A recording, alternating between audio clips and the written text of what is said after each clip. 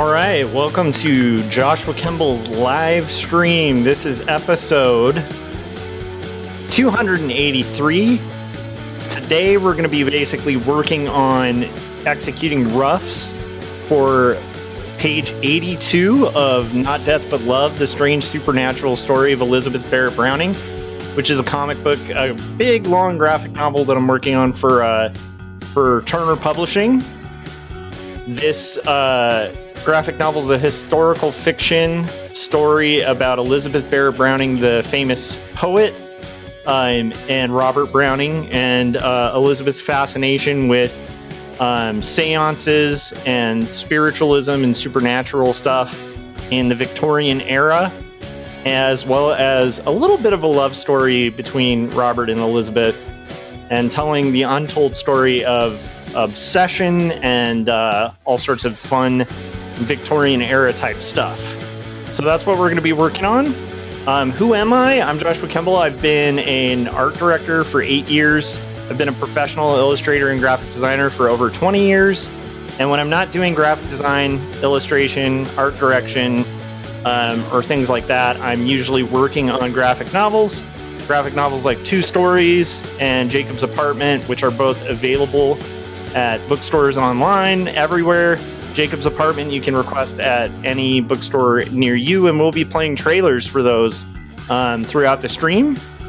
And if you have interest in my work or interest in this stream, or this stream has given you any bit of entertainment, please consider picking those things up. So with all that being said, let's get into working on some comics. Okay, here we go. So when we last left off, we were doing live commentary on this debate between Tim Pool and Emma Vigeland, and we were working on roughs for page 82. I got through about 2 panels of roughs after doing thumbnails, kind of blocking it out, getting everything worked out on it. And what I plan on doing is probably finishing up the debate between Tim Pool and Emma Vigeland and our commentary on that. Things got a little spicy in the chats, like on the last episode, which is bound to happen when you're kind of listening to political debate, because everybody's got, their own kind of ideas and stuff like that. Hopefully it's entertaining. Hopefully it'll keep you occupied and keep you company on this Sunday. And then full disclosure, also I'll be heading out around 1:30 to kind of go and do music with a friend. So we'll be streaming till about 1:30. Oh, okay. Before we get into the art, while we get into the art, before we get into the commentary, I gotta say, about 2 days ago, our coffee maker died. And for a creative, that's equivalent to like having your car run out of gasoline. And so I've been running on coffee, but the coffee I've just been using like a French press, which means like 2 cups or something like that. And generally it's such a pain to kind of clean up a French press that meant the last few days I've been pretty much like rolling without coffee. We got a new coffee maker today because that was an unfixable problem. Like the pump was actually just broken on the coffee machine. I took it out, tried to kind of fix it, just wasn't going to happen. But today I have a full pot of coffee brewed, and I gotta say, just drinking some coffee right now, I feel like, how did I exist without coffee?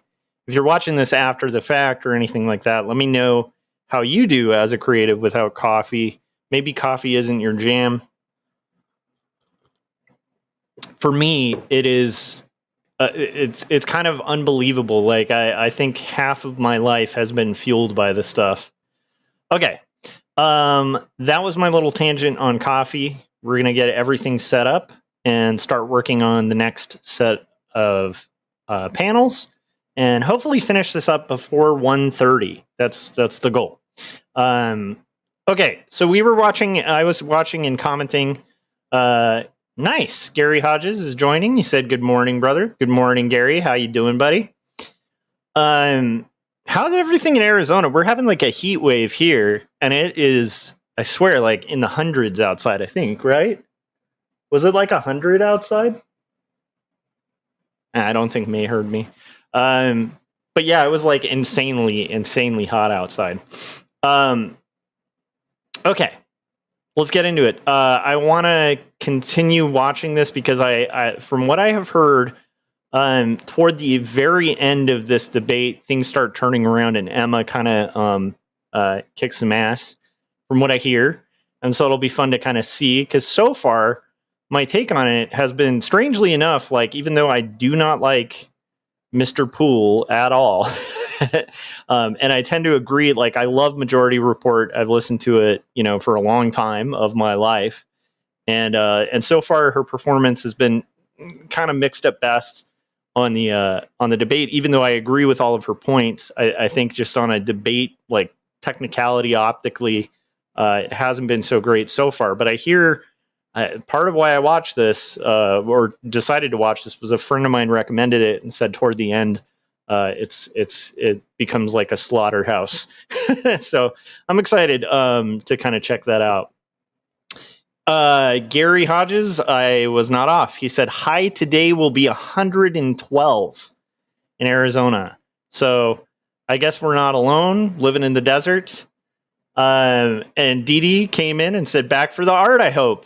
Nice. Hi, Dee Dee. How's it going?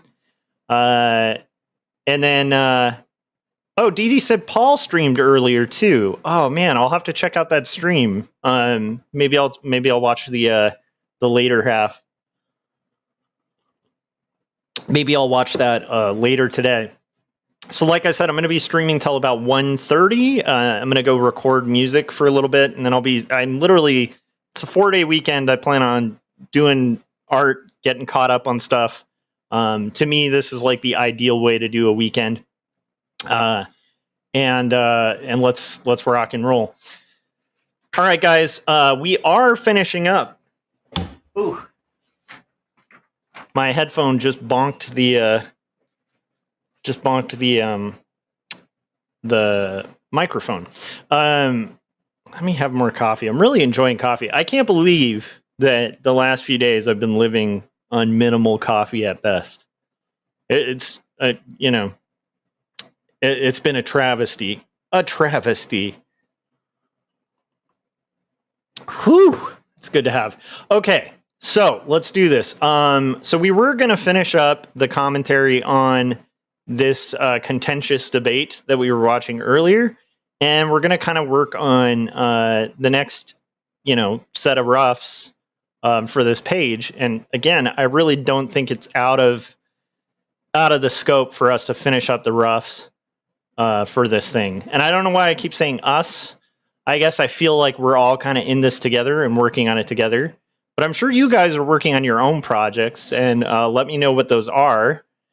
And okay, just to recap, you guys, on the debate we're going to be watching, it has been a lot of back and forth, a lot of kind of just random different issues that the left and the right disagree with. It's been a back and forth, and then Emma actually just kind of told Tim Pool that she feels like he's a Nazi. That's basically where we left off in the debate. And Tim Pool is getting really offended by it, partially because she's sort of saying that because a Nazi listened to his program and went and did a shooting or something like that, that he therefore must be a Nazi. And that's going to be really interesting to kind of see this happen. But so Tim Pool's really pissed. Again, I'm not a fan of Tim Pool, but that's kind of where we're at on the commentary. And that's where we'll be hopping in. Gary said, Dee Dee said, are they almost done yelling at each other? From what I hear, what I've heard from everybody is the very end bit of this debate is like extremely good. So that's part of why I'm interested in watching it. Gary said, my goal today is to transcribe a pile of voice memos to myself, various DAVSM ideas. And now I have a hilarious picture in my head of Gary Hodges driving around town, and you're like, Starlog, date July 2nd, 11:24 a.m. The fleet has been. It's like a Star Trek. No, I don't know. Oh wait. I have sound effects for this, and I didn't have them pulled up. I'm such a poor shock jock. Let's see if we can find very delayed sound effect that ties in to what I just did. That's right. Let's hear that one more time. Thank you very much. Okay, so Gary said it is a little like that captain's log. I get lots of ideas while driving. I can see that. I just think it's, or, if you guys remember Say Anything, there's a whole sequence in Say Anything where John Cusack's character is driving around town and he's like, she gave me a pen. I gave her my heart and she gave me a pen. And he's driving around to all the places he had been with his ex and lamenting onto a tape recorder. Okay. All of those visuals in your heads. Okay, we just have to get through this commentary.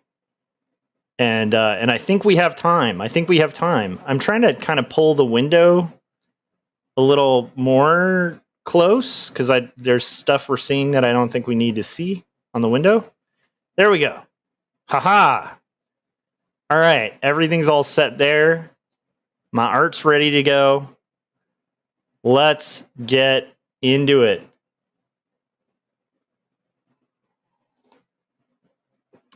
Dee Dee said, these debates get old after listening to them online for 30 years, but whatever. We'll watch the art. Yeah, I don't know. It's still fun. That's like, to me, it's like sports. It's like watching a game. Not that it's a game, but it is. There's a bit of that. Gary said, I have trouble listening to Tim Pool or frankly any grown man with a sword and gun on the wall. I kind of understand that. And I feel like if you're going to have a sword, it should be like the only kind of swords I want to see on a wall should be like a high fantasy, ridiculous, like broadsword, right? Anyhow, I'm just saying if you are going to go sword, you should do just a badass, like medieval, huge, ridiculous sword that you'd have to wear like a knight outfit for. I wouldn't necessarily think you should do. The other thing I was going to say is even his guitar is a bit of like a rich kid's guitar, but whatever. Okay, let's go. When I talk about Ron DeSantis making fake things to trick people, and that's what you guys do, it's kind of like, how about that? We do AI images? When you... Okay, I have to say, she has gotten him to kind of flip out. And again, like, I think the more he kind of spurgs out, like, the more she's going to optically win, although I understand why he's spurging out. Okay, let's continue. Run audio that sounds bad to make a nonsensical video where you're like, Tim Pool sounds like Nickelback. It's like what you're doing is just trying. I'm sorry. Okay, for context, right?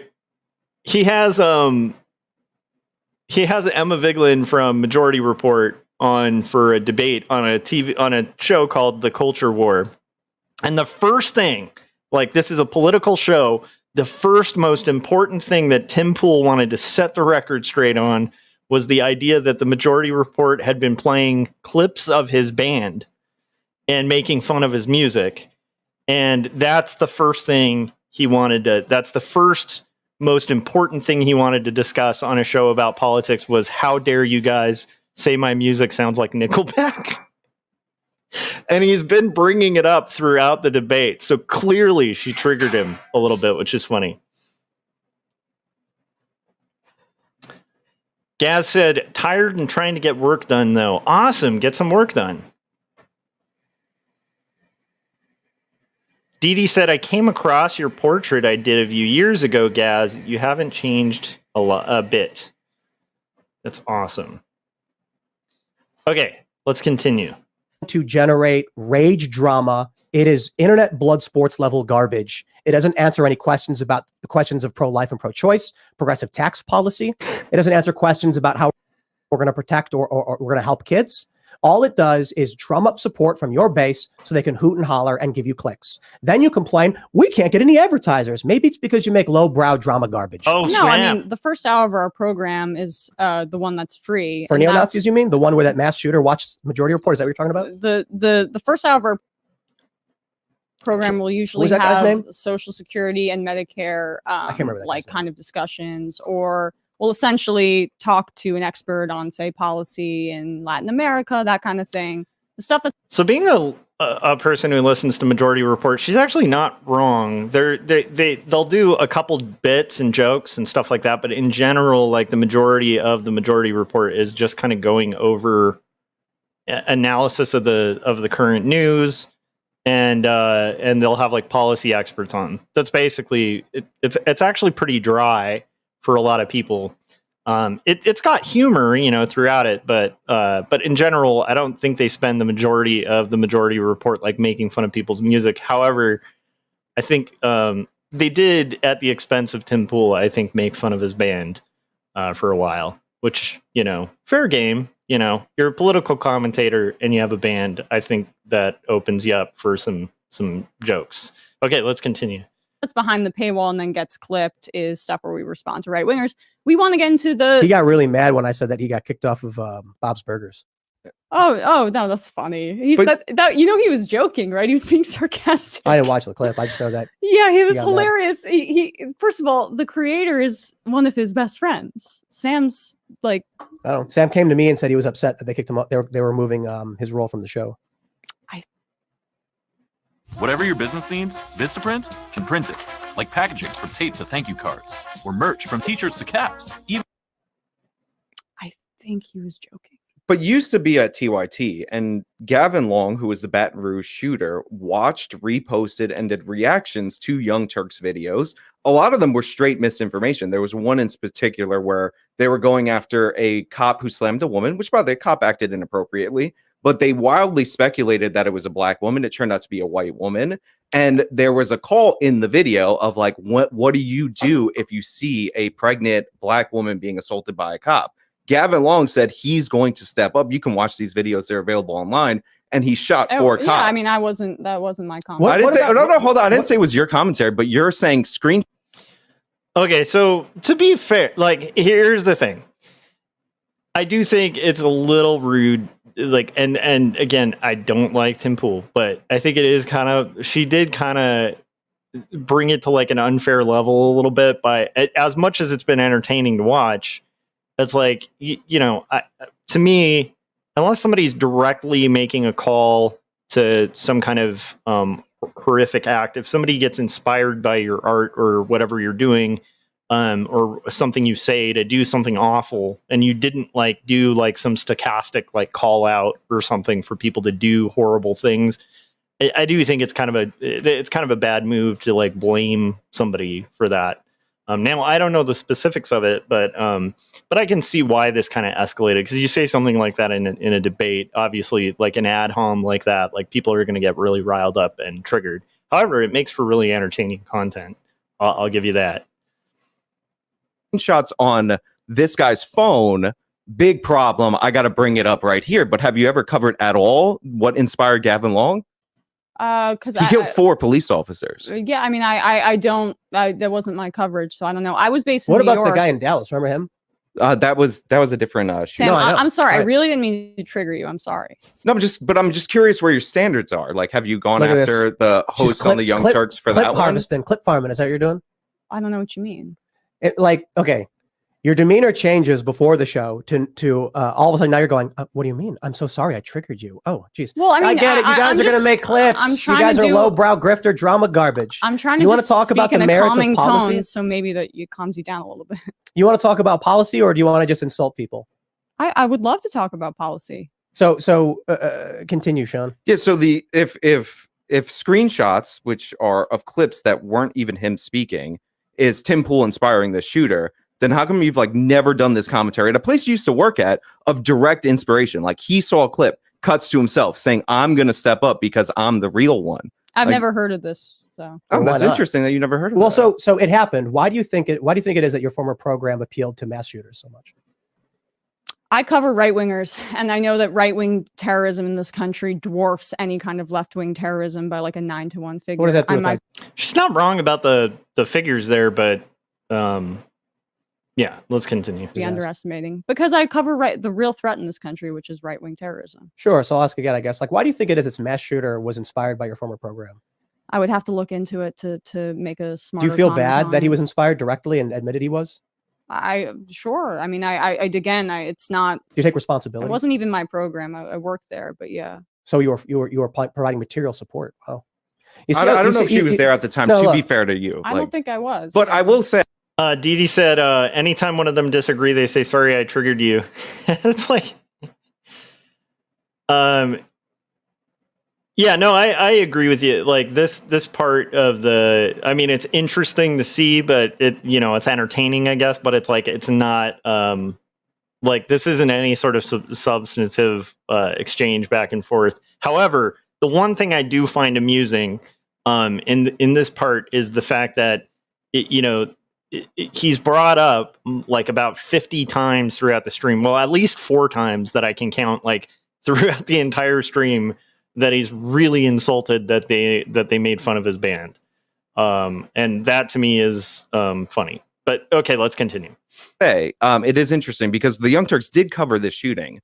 And even though, again, reacted specifically to Young Turks videos covering the cops very poorly, propaganda inspired him to commit this violence, in my opinion. If you want to talk about the Young Turks, you should talk to them. I would love to at some point in my life. But so he does this, but the Young Turks coverage of it called him just a sovereign citizen. So this would be categorized as that right-wing terrorism, even though he was the thing, inspired by a left-wing news organization, specifically left-wing. I'll do a semi-segue. And I'll talk about, what irks me is like the Burisma scandal, for instance. Oh no! Any kind of reasonable assessment over the story They have digressed quickly. Yeah, 100%.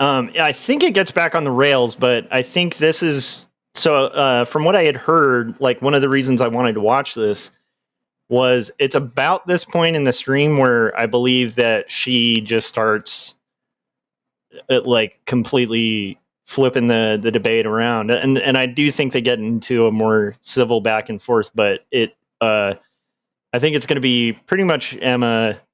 This is my hope from what I've heard. I think she's going to start kind of rocking this debate at this point. Hunter Biden anything is pretty shocking, but it's not something you see in any of these quote unquote left-wing media sources for like no reason. I think the best example is TD was saying, she hit his ego dissing on his band. 100%. Like, so the Majority Report has played clips because I believe Tim Pool has like a band of some sort, and like videos on YouTube. And the Majority Report, just as a joke, like for a week or so, would play clips of his band, and kind of riff on it, and apparently that got deep to him because it's the first thing he brought up in this debate. They're here to have a political debate, and it's the first thing. And then he's brought it up like multiple times throughout. But it'll be interesting to see towards the end how this kind of turns around. Because again, I'm not a big Tim Pool person.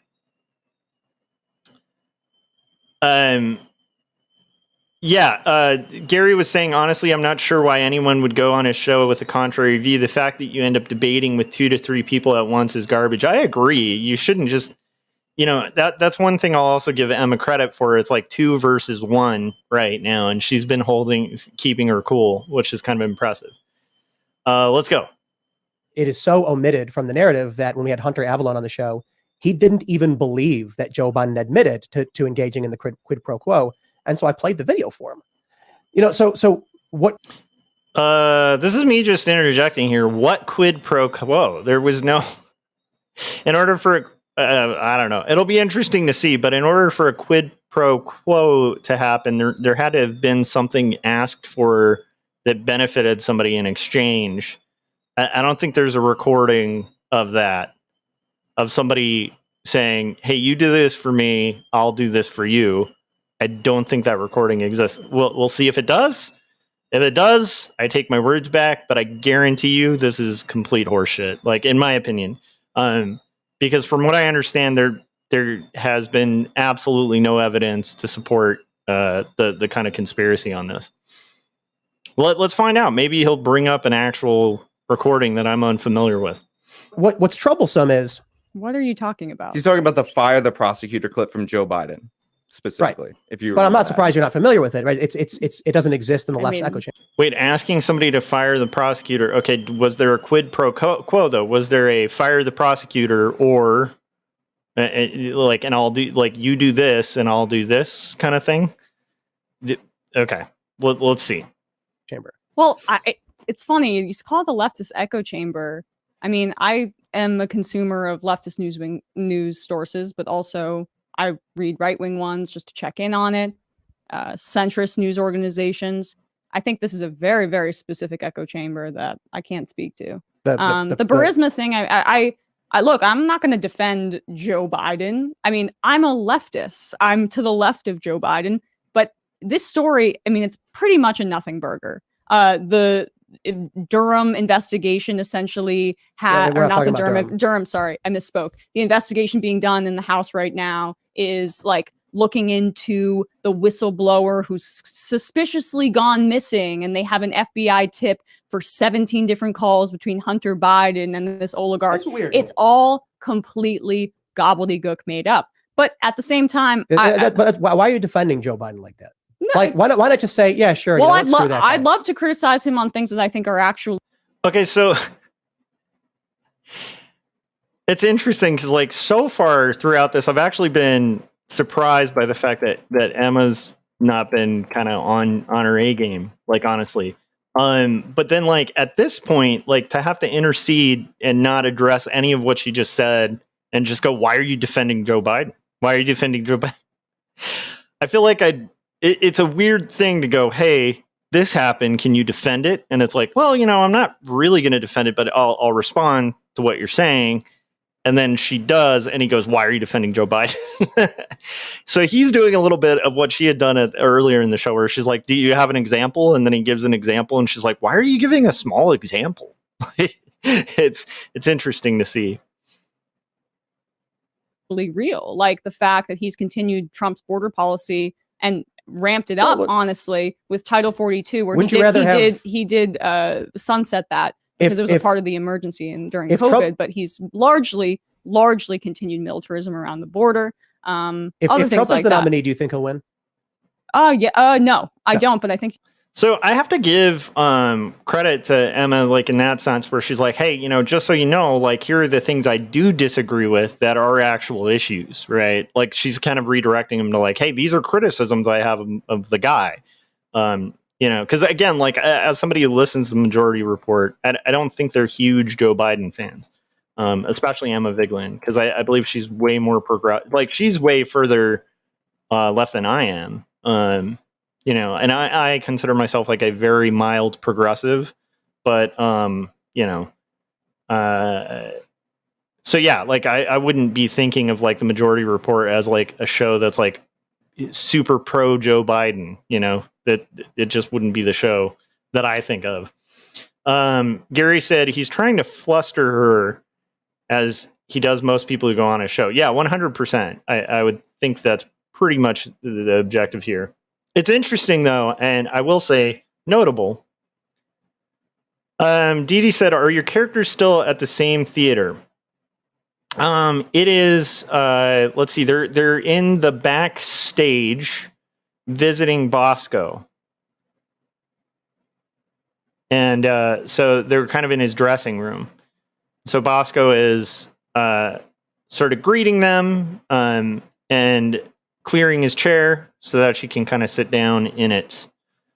And that's kind of where we're at so far. All right, let's continue.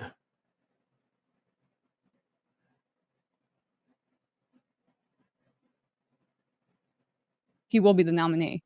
So wouldn't you rather have, say, Bernie Sanders as the candidate for the Democrats? Of course. So isn't it in your interest then to say, by all means, investigate Joe Biden? If he's corrupt, get rid of him. Well, I don't think, sure, you can do an investigation. Everything that's come out so far seems like it's bullshit.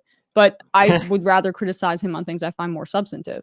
Like, so I can tell you definitively and factually, it's not BS. I mean, certainly there are political elements of it, but I mean, Joe Biden, this is what I was talking about with Hunter Evelyn. Like, Joe Biden's literally on camera saying that he threatened to withhold congressionally approved loan guarantees unless they fired Victor Shokin. Victor Shokin signed a sworn affidavit saying this was intentionally to protect Burisma from No, this was investigations. stated U.S. policy to fire Shokin. This was not a quid pro quo outside of Joe the United Biden States. said, if you don't fire the prosecutor, you're not getting the loan guarantee. Yeah, but that is the thing. If it's like if the policy of the United States at the time is to clear corruption in a specific country, and there's a corrupt DA or something that they're basically wanting to get rid of, and they're saying, "Hey, fire this DA or we won't work with you," that's staying in line with U.S. policy. I mean, that's just night and day. Like, not really a big deal. That's kind of what you would expect the president to do if that was our policy at the time. It is a weird like scandal. I guess, scandal in quotes. Dee said, did you do a page with the magic show? Yeah, let's see. The magic show was 2 pages ago. So page 80 has the magic show in the theater. It was kind of a beast to draw. Yeah. Okay, let's continue. That is illegal. Okay. That the vice president does not have the authority to withhold loan guarantees from a foreign nation that have been approved by Congress. It was not because they were investigating Burisma. It was because of European policy. Well, intent is immaterial. But you're claiming it's a quid pro quo. Intent is immaterial. What are you talking about? A quid pro quo is all about intent. What do you mean? Okay, let's continue. Is a quid pro quo for Joe Biden to literally say on camera, which he did, fire the prosecutor or you're not getting the loans? No, it's not. It's actually, this is weird. No, defending. I mean, it is. He might. So the president might have the discretion to not do that, and Obama might have said, well, they impeached Trump for the same thing. You represent me in that regard. So it's illegal for him to do that for the investigation. But like, you guys are off into like a different point. The point you were making originally was that Hunter had never seen this clip, but you've seen the clip that they're referencing, right? Because he was making an echo chamber. I've read about it, but I read. Do you know that's very interesting because that clip was plastered all over. No, are you familiar with Gazprom? I'm mostly my workflow is I read like 50 pages of news before the show every day. Look, honest question. Like, are you familiar with Gazprom? No. Are you familiar with the Qatar-Turkey pipeline? The Qatar-Turkey pipeline. Oh yeah. You are. Yeah. I'm going to get so annoyed by this because I feel like that might be how, again, I'm not saying they're going to go into a conspiracy theory, but generally, like when you have somebody go, okay, real quick, are you familiar with magnets? Are you familiar with the degradation of the earth? Like, people are going to start getting into something wacky. I'm just saying, and it feels like a setup for that. Let's see where it goes. Are you familiar with the John F. Kennedy assassination? Yes. Are you familiar with, ice cream? Gaz said, my prom was decades ago. Why bring it up now? I like it.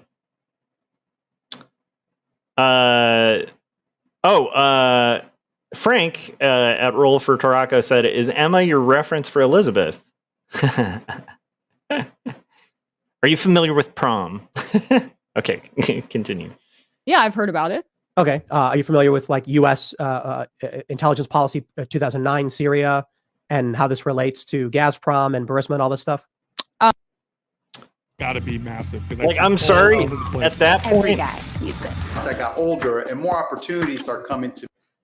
I feel like anytime somebody asks, "Are you familiar?" they should walk up to a tack board that has like just pins and yarn and just they're pointing to different pins. They're like, are you familiar with Magnum PI? Are you familiar with Florida? Magnum PI, Florida. They're all connected. Anyhow, okay, continue. Vaguely. I don't understand how, if you have an understanding of that, you would just be like, all of that's true, but the Joe Biden stuff's not true, because it doesn't make any sense as to why you would defend Joe Biden in that way. What? I just think the investigation's largely BS. I'm not defending Joe Biden. No, but I mean, like, look into the investigation. If they want to do some sort of special counsel investigation outside of the political process where it's not a Republican witch hunt, I'm all for that. But here's what I'm trying to understand. You think that the quid pro quo is not illegal. You think it's not. It was stated European policy by the government. Yeah. And you're connecting it and saying it's a quid pro quo based on a variety of different assumptions that have not been able to be proven yet in the midst of the investigation in the House. Yeah, she's actually dead on here. Dee Dee said they will go nowhere, convince no one, and nothing will be accomplished. Anyone want to take that bet? Here's the thing, though. The point of debate is usually like publicly debating. In the best of faith, can change the mind of the debater. In most of these higher level debates, not that this one's one of them. This isn't like an academic debate. It's a more kind of like media centric debate. But what they're doing is they're debating for the audience. They aren't trying to change the mind of each other. It's like that's why optical presentation is so important on these kind of things. Because at the same time, like, Emma going on this wild show that, is very right leaning might, through performing in here and kind of bringing up specific facts and a different viewpoint, maybe peel off a little bit of Tim's audience. And Tim is hoping for the same thing, having guests like this. Maybe he can convince them, peel off a little bit of their audience. So I think in general, these debates aren't about convincing each other. It's about convincing the audience.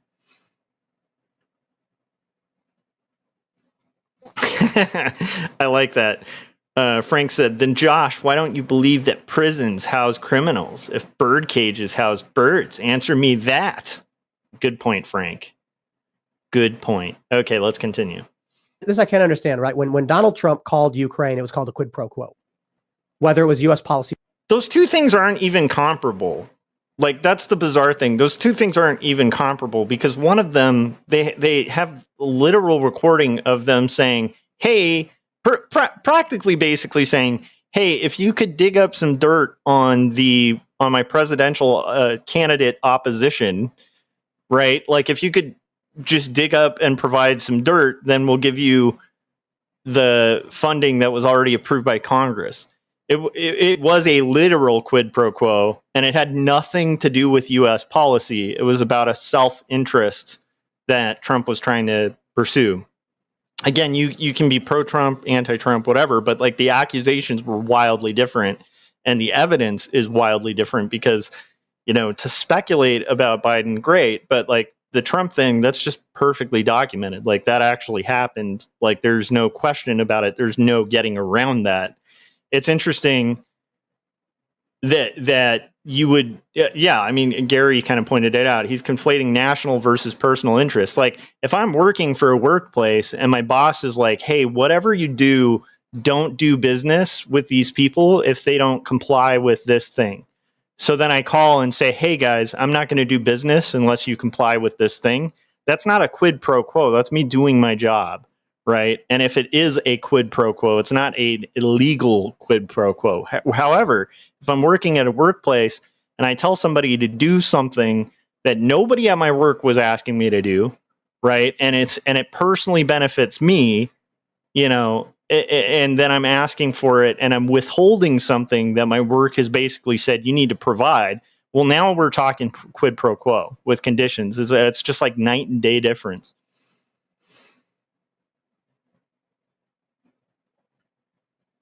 Or not. It was the president sets the policy. So if the president calls Ukraine and says, I got this video of Joe Biden, I'd like someone to look into it, he's impeached under a quid pro quo, right? Whether it is or isn't. Because he was withholding aid to Ukraine. Hey, just like Joe Biden tried to do, right? This was stated U.S. policy at the time. And the president sets U.S. policy. I feel like Tim Pool's getting stuck on the word withholding. Like, yes, there was withholding in both cases. One was furthering U.S. national policy. The other was a straight up quid pro quo to personally, hopefully dig up dirt on a presidential candidate that was running against him at the time. If you can't tell the night and day difference, it's like the difference between a mob threat and like a security guard coming to a place and saying, hey, you want to pay for my services? I can help your business stay secure. As opposed to a quote unquote security guard being like, hey, you should pay for security. It'd be a shame if things broke in your store. Like, it's not even comparable.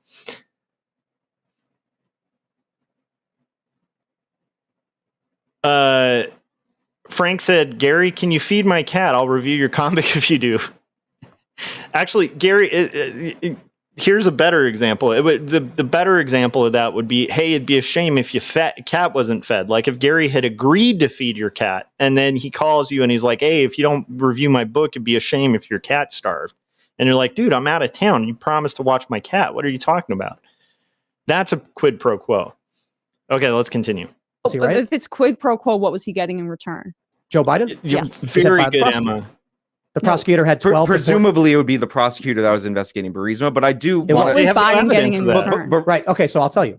First, the Victor Shokin had about a dozen plus open investigations into Mykola Zlochevsky, the founder of Burisma, and I believe into Burisma as an ancillary factor. But I just want to say real quick, impeachment And doesn't Shokin was not necessarily. investigating Burisma. He was. You know what? The other guy, I got to give credit to a little bit. Again, he debates a lot more in good faith than Tim Pool. Because even here, you can see him trying to kind of redirect because he's like, dude, it's not comparable. Like, I mean, he knows it. And I think the guy might even believe the Burisma stuff, but I think he knows these two are not comparable things. Like on one hand, you have a literal, documented, proven quid pro quo to personally benefit the other person. And in the other, you have like wild conspiracy theories attached to a couple things that, again, could be true, could not. There's no evidence of it yet. Gaz said, I agree that other guy should be the host. That other guy I've seen debate before, and I totally disagree with him. He's very like right leaning, but again, like from what I've seen of him in other debates with people, he tends to be a lot more good faith. Like he'll make solid points, but he'll also tend to steel man other arguments and stuff like that, which is kind of what you want to see in these things. Yeah, it's funny. Gary was saying, yes, he's occasionally being a fair referee. It's also funny that, like, I think the way the show's set up, I think Tim supposedly is supposed to be, like, moderating it and making sure it's a fair discussion. And it's funny to me that his guest is having to moderate because it's just off the rails. But I don't know. It'll be interesting. Why'd you insult my band? Okay, let's continue. It's getting good, though. Emma, I can see why people were saying toward the end, Emma kind of starts doing well because this is where, wow, she's really like keeping on point, not getting misdirected by the Gish Gallop. Good for her. Okay, let's continue. But It was not. Yep. He okay, dude. Look, if you don't know about this, just don't say no. I can tell you definitively, he was. It was a huge issue. There were a dozen plus investigations open into Victor Michael Zlochevsky. You're to the point where misrepresenting it. Zlochevsky fled the country. Zlochevsky fled Ukraine amid these investigations. Upon Shokin's firing, returned to Ukraine. After Donald Trump then says, I want this looked into, Zlochevsky flees again. Okay, but It's what was the weird to me quid that pro you're quo? defending this. What was Biden Yeah. getting in return? That's a good point. they presumably they would stop investigating Burisma, No. which is where his That's son not worked at. it. The quid pro quo is fire the prosecutor or I will withhold aid.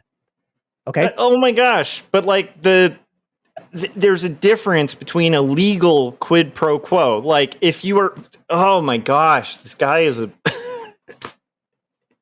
It's gonna drive me nuts. Listening to this guy try to think. Okay, it is a clear difference between a legal quid pro quo and an illegal quid pro quo.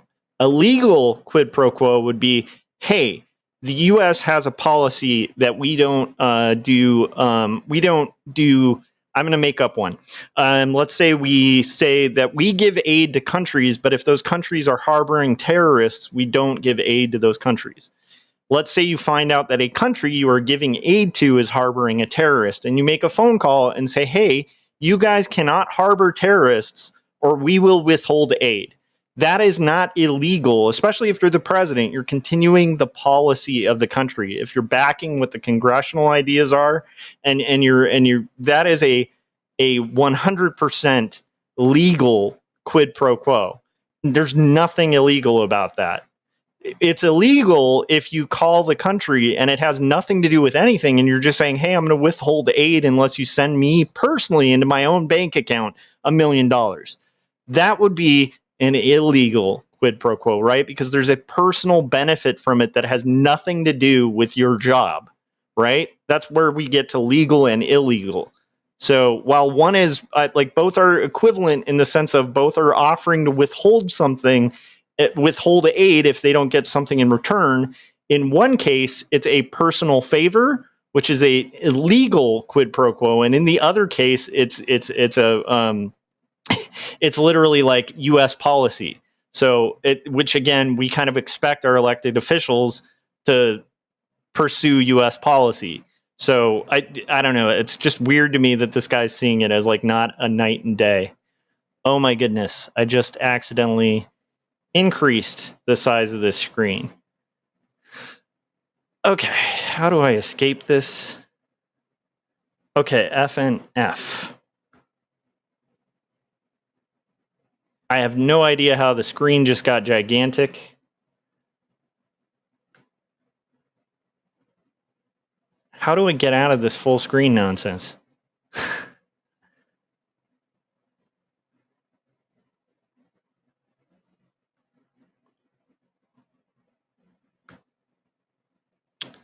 There's something wild going on here with my tabs. Okay, there we go. I think we can get out of here now. Holy moly. Okay, my tabs just got all wacky. Sorry, guys. We'll get back into this now. Holy moly. That was crazy. Crazy business. You guys probably couldn't see that on my screen, but what happened was the video I was commenting on literally became like gigantic. Okay. I think we're back.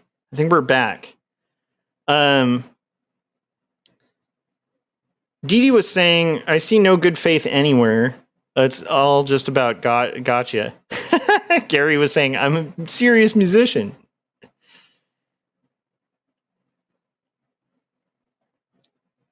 Okay. Let's do this. Dee was saying, Josh hasn't rebooted in a week. Yeah, I've been working, man. Okay, let's continue. We do have to kind of get through this page. And it's going to happen, guys. It's going to happen. I do have till 1:30, so we'll see if that happens. You can say it was. That's not proven. But she's asking. No. He did say that, but she's saying it's not proven that he did that for personal gain. She's saying, Yes. That doesn't matter. Where's That's the not- that's not benefit the for question. Biden? Yes, but that's not illegal. Can I clarify a legal point Trump's real quick? impeachment was not illegal either because what But was his intent? That's the exact point I want to clarify. Impeachment is not actually a real legitimate criminal process. It is a political process. I understand that. So like him being impeached for this, like doesn't actually say anything to the legality. Trump was not following United States policy. Biden He was. sets the policy. He's the president. Congress does. No, they We don't. have separations of powers The president in this country. sets Oh my gosh, this is insane. So oh my gosh. I can't believe, I just can't believe at this point, like he's not able to see the difference between asking for a personal favor that has nothing to do with US policy, especially congressional policy, right? Versus asking for a personal favor. I'm having a lot of trouble understanding or thinking that he's having trouble understanding this. I think even his guest, who's supposed to be debating Emma, who would have probably been doing much better, is even getting flustered at this because this is just insane. Paul said, I'm going to have to watch this on replay. Yeah, this is where it gets good, man. This is where it gets real good. Okay, let's continue. policy Not for the executive branch. Congress isn't the one making calls to foreign not diplomats. for aid. No, Congress- they allocate the aid, but he's able to pull it under certain circumstances. It's not just that foreign policy is set by the president. Wars are declared by a Congress. huge portion of it. Right. Okay, nothing's absolute. I like that But he's the trying idea to that throw we him would a elect bone the by saying, president to negotiate. yeah, a huge portion. He's trying to kind of help him out, but he's like, dude, you don't have legs to stand on. It's funny to see him try to kind of get him out of the water here. Gary said, I think he would see the difference if the parties were swapped. He's just being deliberately ignorant. At this point, I would say that seems to be the case, but let's continue. On our interest when it comes to the issues of military, and then we would be like, but in this one instance, he doesn't have the authority. What do you mean? He's the one who sets the policy. But No, it had he has the nothing to do with Barack- the military. The argument is that Joe Biden wasn't engaging in a quid pro quo because it was a policy of our administration. Yeah, Obama had a policy. A quid pro quo is when you get something personally in return. So something for something is what it means. Right, but the nature of the investigation that they're looking into is they're trying to say that there was a weird. bribe via Hunter Biden, and there has been Joe no and Hunter. They say right, both of right. them. Okay, Didi was saying good being my side wins. Well, Didi, the thing is, like, you'll notice this on these debates that I'll watch. You know, even in watching this, as much as I dislike Tim Pool, I feel like the first half of this debate, Emma didn't really perform very well, and like kind of engaged in some stuff that wasn't so great. Like, honestly, and there were things I found entertaining, but on the whole, I was actually giving credit to like Tim Pool, which is weird because I'm not a fan, but I felt like he conducted himself a lot more fairly at the beginning of this thing, even though I agree with Gary on the sense that like it's kind of a weird setup to have like 2 versus 1. But still, that being considered, you know, it's, you know, I'll be fair to like whoever makes a better argument, even if I disagree with their argument. That's one of my favorite things about debate is I can watch like a debate between 2 people that I completely like, one who I completely disagree with. And at the end of it, I can still come away saying, you know, that person I disagreed with made a stronger performance and made a stronger case. You know, so I think there is more to this than just watching your person win. In my opinion, that's, you know, what I get out of debates quite often is just like a more in-depth idea of what people think. And there is a little bit of an element of blood sports where it is fun to watch your person win, but just because I'm siding with somebody doesn't mean I'm always going to think they performed well in a debate. You can go back and watch like, you know, episodes of this where I've watched people I completely disagree with, but I felt like they actually outperformed the other person in a debate. Gary said, I would much prefer to see Sam Cedar on this show, but Tim won't do it for phony reasons. Yeah, I agree. Sam Cedar would sweep the floor with this guy. Like, I mean, yeah, I mean, Sam is insanely competent, and Emma's not bad. Like, Emma's more of a policy person, like a policy wonk, but still, Sam Cedar would just sweep the floor with him. Paul was saying, not the Tim Pool replay. I like your reaction and everyone in the chat. Nice, nice. Oh, by the way, we're at the hour mark. We have finished one of these panels. So what I'm going to do is go ahead and play a trailer. Vic was saying, Josh is still live. No, I took a break. So we're at the hour mark into the stream. I took a break, took a little power nap, and now I'm back at it till 1:30. So we're going to go ahead and play a trailer, and we'll get into this. Roll for Taraco said, I'm here for the chats, not the debate. I love it. Well, I mean, that's part of why I like these commentaries. It creates a dialogue that's interesting. All right, let's play a trailer for Jacob's Apartment. I'll be right back.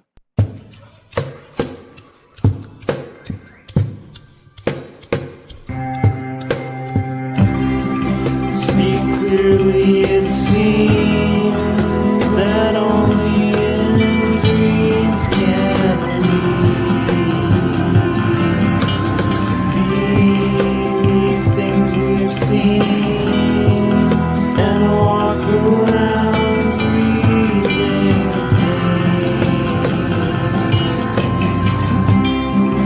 I don't know the part to play in this heart of mine. There's dissonant things, they split at the seams.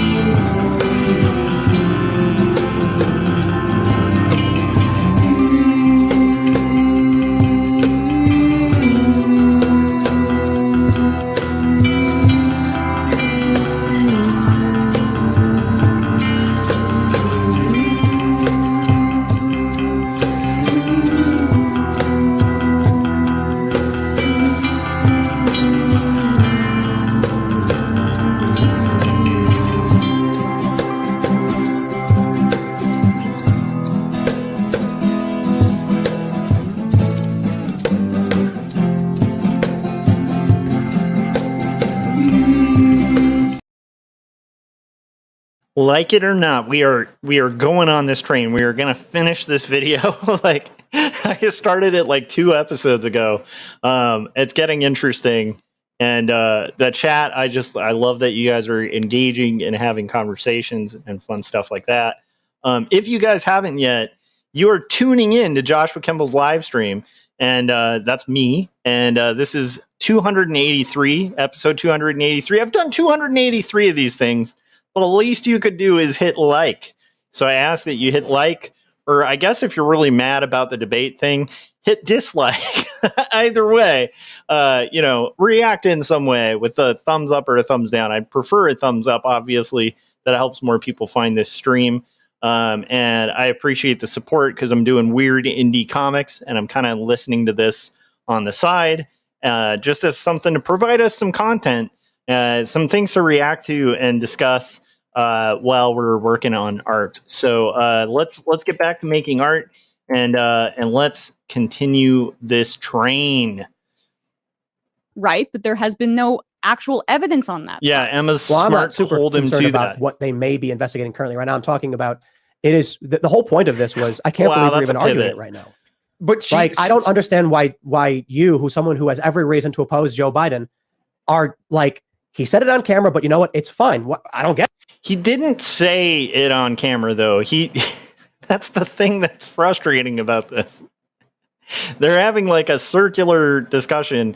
You know what? He's making the same error she made at the beginning by like, again, I've seen Tim Pool maybe twice, right? And where she erred a little earlier in this discussion was like making assumptions about what the guy believes. And where she clearly was unfamiliar, like, assuming that he was pro-life when he wasn't, assuming that he was religious when he wasn't. She's made a couple of wild assumptions just based on the fact that like she has kind of a cartoon vision of a right-winger, which again, to be honest, from some of his stances, I don't blame her for having that interpretation, but still, if you're going to debate somebody and you're going to do it kind of professionally, at a level like this, the least you could do is do a little bit of research on who you're talking to. Now he's making the same mistake, assuming that she's like a Joe Biden simp. And I feel like I'm more of a Joe Biden simp than she is.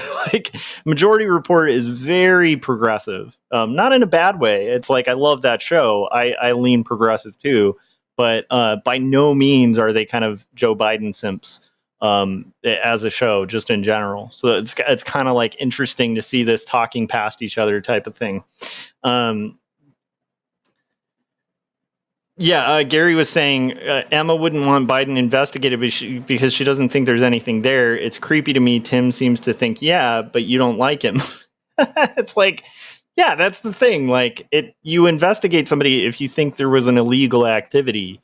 In this case, there's absolutely no evidence to show there was an evil activity. Dee was saying, I think I do more research for Josh's comic than either of these two did for this show. I mean, here's the thing, though. At this point, Emma is definitely on point with just factual, like, at least on this specific back and forth. Emma's kind of, I gotta say, like, kind of holding her own a little bit, which is awesome to see. But yeah, Dee was saying, I think that's a fair point, Dee. Like, you should at least, I mean, outside of just research on policy and stuff like that, like, know who you're sitting across from. To be fair, also, I think that this debate wasn't supposed to be Tim Pool debating. I think he was supposed to be moderating and having the two guests kind of debate. That's definitely not been happening. Okay, let's continue. Frank said, Dee calling us out for not helping Josh. That's right. Dee has been very helpful in the process of this. She's helped me do research. She's occasionally given me like super chats. Come on, guys. Be like Dee. Be supportive. All right, let's continue. Edit, like, just be like, yeah, sure, fine, I But guess. she's making a That very like specific point that for it to be a quid pro quo, you have to explain how Biden benefited from this. So, like, it's not necessarily that she's disagreeing with what you're saying. I'm sorry. I feel really bad for...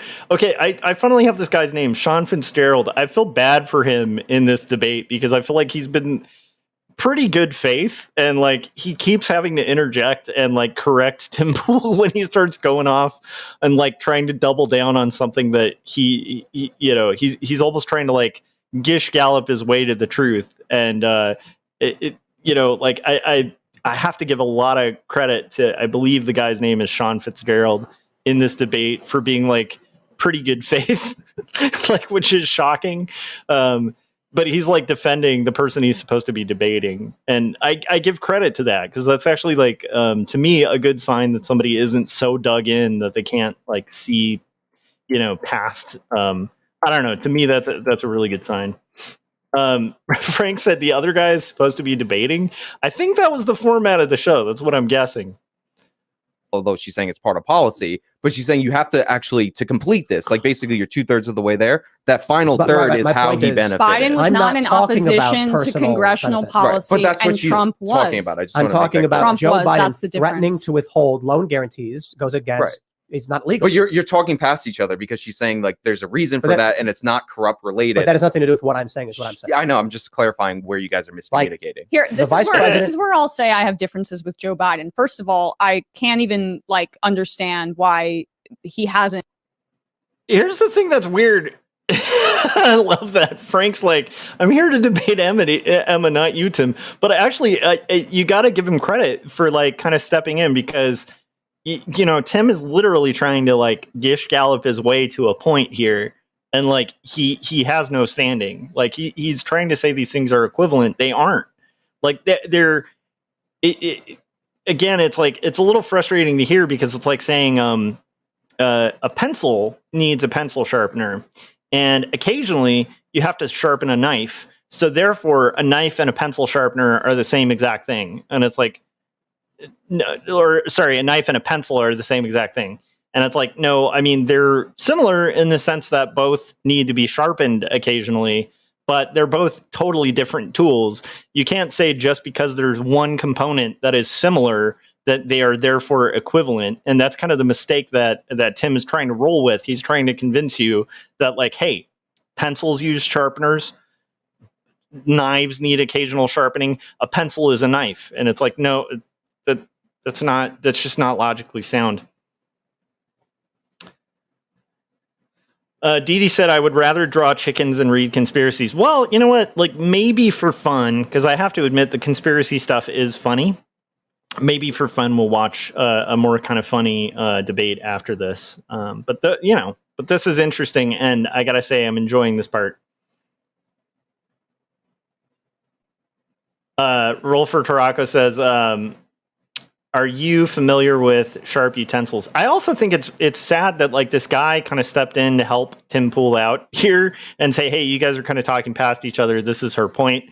And Tim is like, yeah, but my point. And it's like, wait a minute, but your whole thing is in response to her. You're asking her opinion and why she thinks these two things are different. And then now you're saying, well, no. We need to talk about why I think, like, I don't know. It's a very bizarre, anyhow, Emma's kicking butt at this point.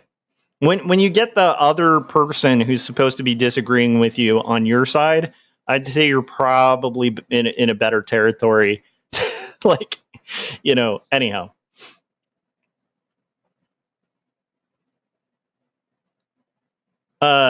Frank said, I want to draw a chicken conspiracy now. Christopher already did, Frank. Yeah. Oh, Dee Dee said it. Christopher did. Yeah. Christopher Runsman did an awesome stuff. Shout out to Christopher Runsman, doing great work out there, doing one-page comics. How are you guys doing this Sunday? I hope you guys are having a pleasant one. I hope that my buddies in Arizona and in Texas, Frank, is it crazy record heat today? Because it's crazy hot here. It's crazy hot here.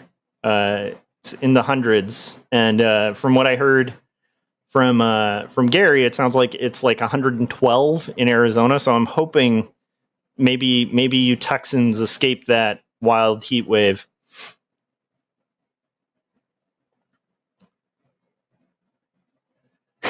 Nice. Frank said, I can draw one too, Josh, not just Chris. I'm a serious artist. You're a handsome artist. That's what it comes down to. As a handsome artist, Frank. All right, guys, we got to get through this. It's getting good. It's getting juicy. Emma's starting to like. This is like, I feel like almost like a rope-a-dope strategy where she was kind of taking a lot of hits early on, and now it's like the heavyweights coming in. This is some better debate performance toward the end. Or didn't when he had a House and a Senate that was Democratic push for any kind of single payer or socialized healthcare. I wish that was happening. Fair He's point. certainly to the right of me on the border. Fair point. The fact that he broke the rail strike, that's something that I'm deeply in opposition to. And I'm happy to discuss those kinds of things with you. But like, I really want to get into the Burisma thing. It came up as like an example of I don't understand why like there's like oh my gosh. Okay, I'm sorry, but there's no bigger optical win than him literally starting this conversation saying, "Hey, let's talk Burisma," and then they get into it. He's getting completely destroyed on it. Not completely destroyed, but just it's pretty clear that he's not winning this optically, to the point where he actually goes, "You know what? I don't want to talk about Burisma." I think literally about 5 minutes ago, he said, "Let's talk about Burisma." And now he's saying, I don't want to talk about this. I don't know. I'm sorry. If you're debating somebody and it gets to that point where you've brought something up, like, let's talk about this thing. And then 5 minutes later, you're like, I don't want to talk about this thing I just said I wanted to talk about. Gary said that's also a Tim classic move. As soon as he's losing footing, we should move on.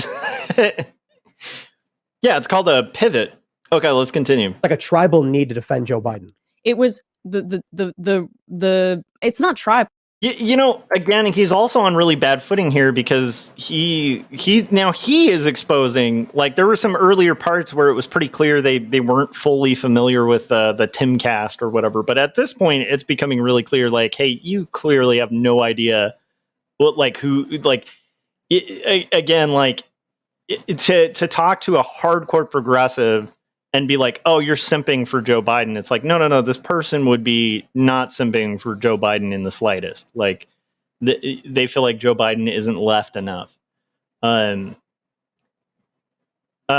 said, let's talk about chicken conspiracies. Never mind, I don't want to talk about it. Exactly. Okay, let's see if he gets away with this pivot. Because again, now he's trying to kind of like almost ad hom his way out of it by being like, well, you're basically being a simp for Joe Biden. I don't think she's going to let that stand. It was U.S. policy to get rid of corruption in Ukraine. Shokin was not investigating Burisma. Biden was in concert. He was continuing U.S. policy. Trump was in opposition to it. That is the difference in the hypocrisy that you're trying to highlight here. So good. She just spelled that out in such a like simple, beautiful way.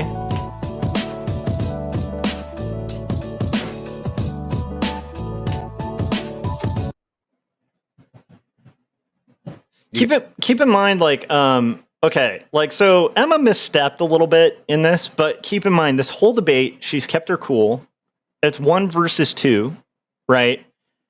Like, Tim has completely lost his marbles at one point in this and was like yelling and freaking out. Now, keep in mind, the reason he did was because she made a bit of a cheap ad hom, but still, optically, I feel like Emma has done pretty well. Again, like, there were parts at the beginning of this where she was, you know, I feel like Tim was a little more fair, but to be fair, like, at this point in the debate, it's starting to really turn optically in her favor.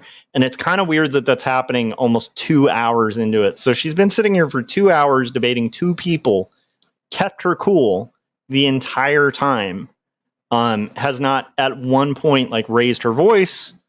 It's interesting. Okay, let's continue. You guys are gonna go in circles on this, but I why have did to you? pull it up, but because we covered this a long time ago, I didn't want to do the whole Burisma thing. But my point was simply that, like, Again, he's having like, I don't covered want to this to do the such whole extent, thing that I it just is brought up. confusing to me the need to defend the Bidens on this one. Like, I just criticized Biden in a bunch of different but I don't understand ways. why you're saying there was no investigation. Like, you're just making that up. They're in the middle of an investigation. No. right now. Michael Zlochevsky had 12 to 14 open investigations, and I'm sorry, Shokin had. He is so pivoting right now and trying to make a different point than he was initially making. it's so bad. Okay, while he's doing this pivot, let's pause for a second. I gotta do some text here. Frank said, I love Emma now. I'm not even a leftist. My son is left-handed though. I like it. Gary said temper. Yeah. Okay, so let's see here. Do not trouble yourself, Senior Bosco. We were astounded. Okay. Oh, this is okay. Here's what he's supposed to be saying. I wish I could make you more comfortable. I apologize.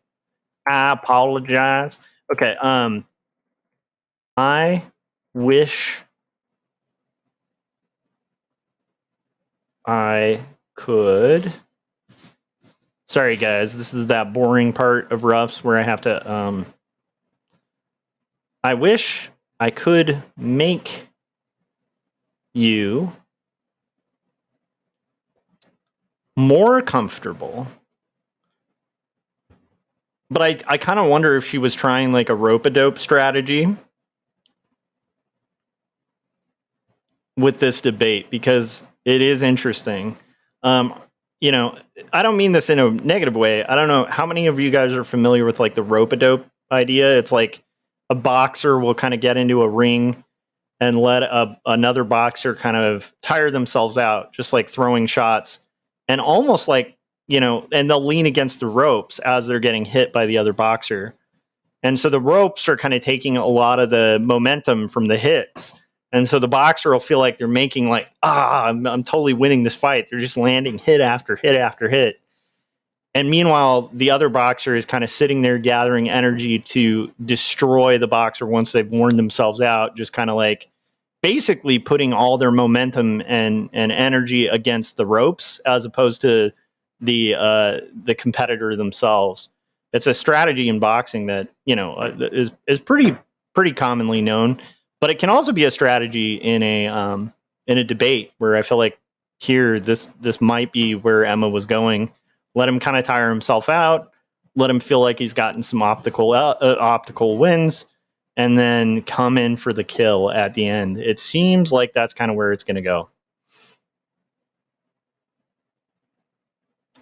Yeah, Frank was saying, I don't think she planned to debate Tim. I think that she's familiar enough with Tim Pool's show. I know that they've really been wanting to get a debate between Tim and Sam Cedar going because Sam Cedar would annihilate this guy.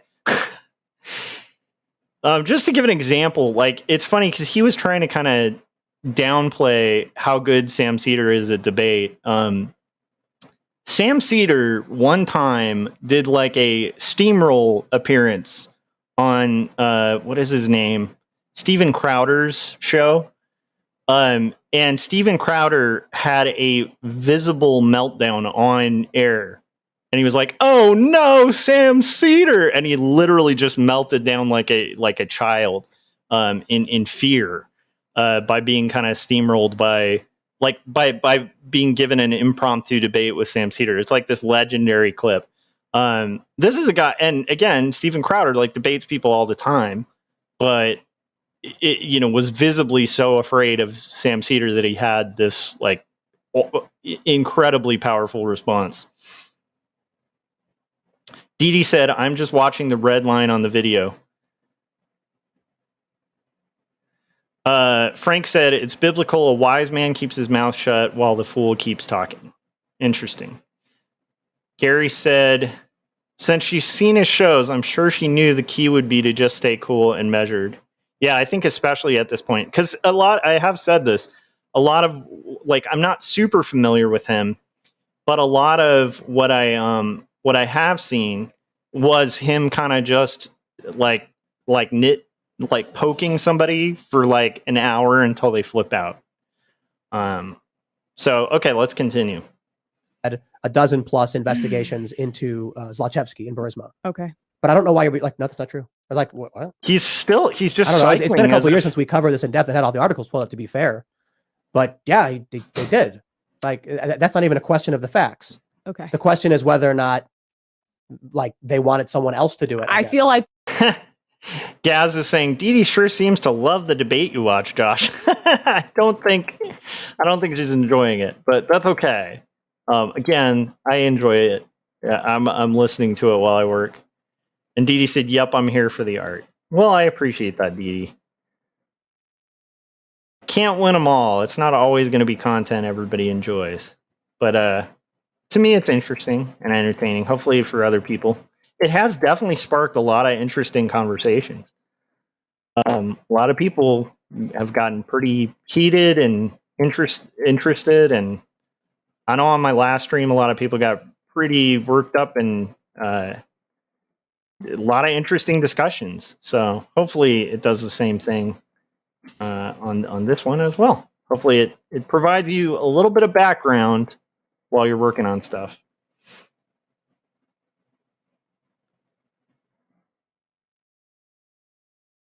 All right, let's continue. Anyhow, Dee Dee, I do appreciate you here supporting the art. Listen while you work. Frank just said that. Okay. And then Dee Dee said, Josh assumes people get upset when they disagree with him. I don't assume that people get upset when they disagree with me. I assume that people can disagree with me. That's okay. Ahem. Let's continue. Do.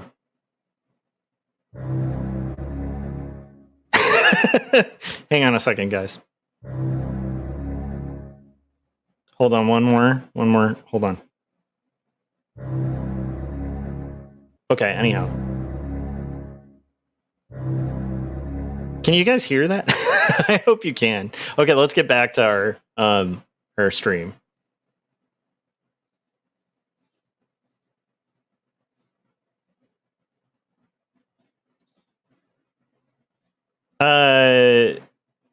Dee Dee was saying, I saw no one upset this morning except you. Well, that's the thing. I wasn't really upset. That's the bizarre part. But, I mean, if you think that's upset, like, you should see me when I'm literally upset. Pretty different thing. Do. That's an interesting point, though, to say a person thinks other people are upset, and then to make the claim that somebody was upset in the same sentence is interesting. Gaz was saying, I disagree with Josh sometimes, yet I find him a delightful fellow. And then Dee Dee was saying, disagreement and upset are two different things. I agree. I agree with that statement, Dee Dee, for sure. But I think, to be honest, you really wouldn't want it. Like, to me, I wouldn't assume that was me upset. I think you'd have to see me upset to make that judgment. Let's continue and rock and roll. Kind of delineated why it's different pretty succinctly.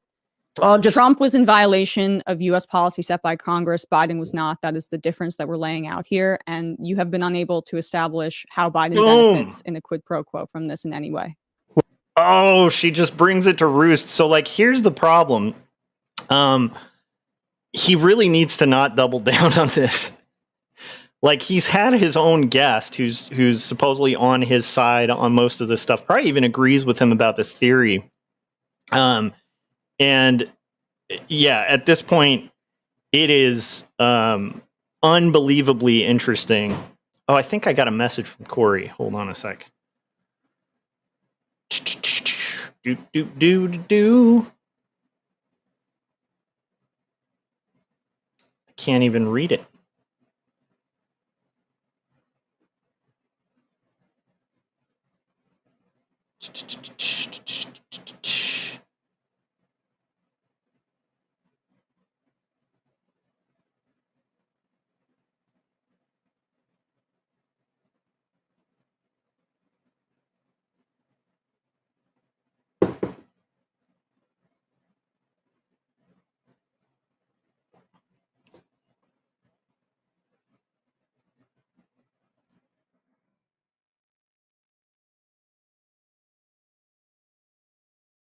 Okay.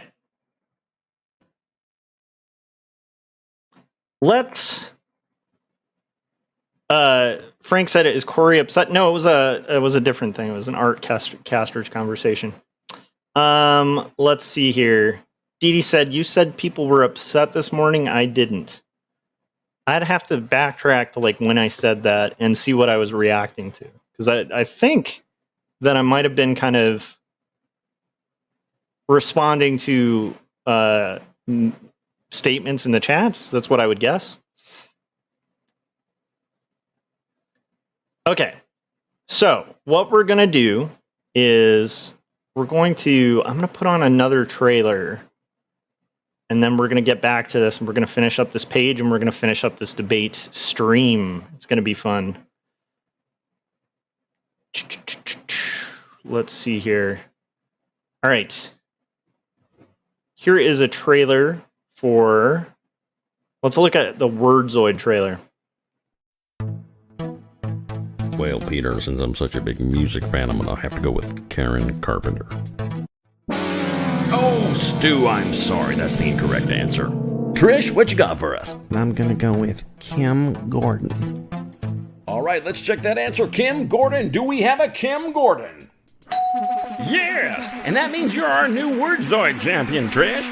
Dale, tell Trish what she's won. Trish, you've won a copy of 2 stories, a memoir of faith and mental illness. Handwritten, hand-drawn, and handed to you by artist and writer Joshua Kemble. But wait, that's not all.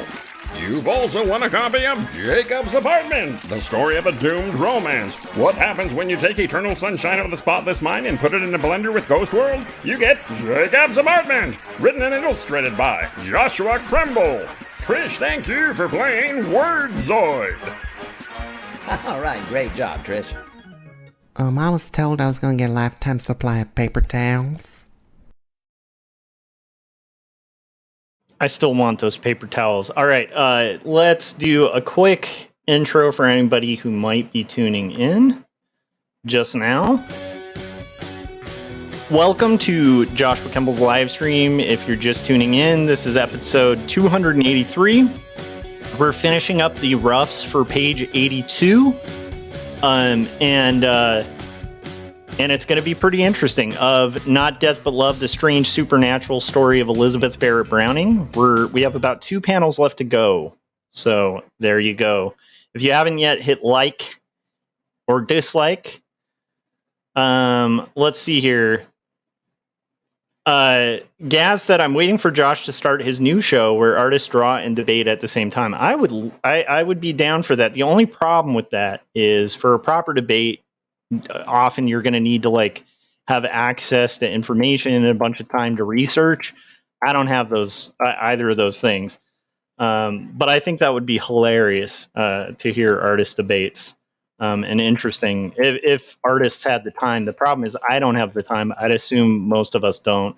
I think just good faith discussions would be kind of fun,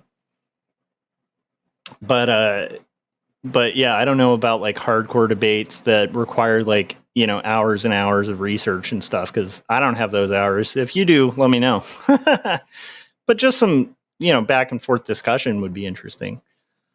Let's get into this. Let's do it.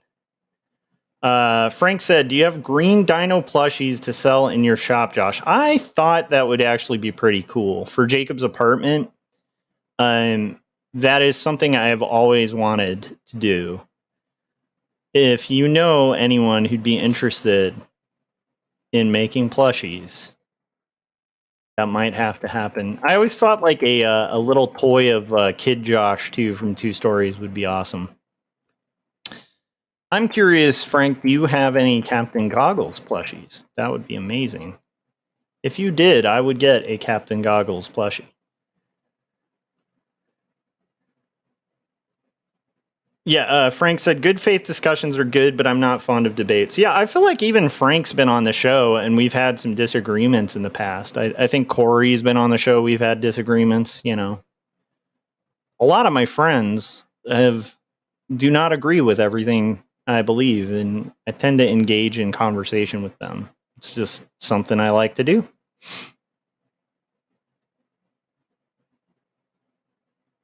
Gary was saying, I've been wanting to do an Opie plushie from 1979. Dude, I would be first in line to get an Opie plushie. I think that would be pretty amazing. If you guys haven't checked out Gary's 1979, but I've always thought it would be interesting. I think I've gotten in a couple exchanges with Adam Lohr on here too. I've had some back and forth discussions that had disagreement in them. I'm kind of comfortable with that, actually. It's kind of a weird thing.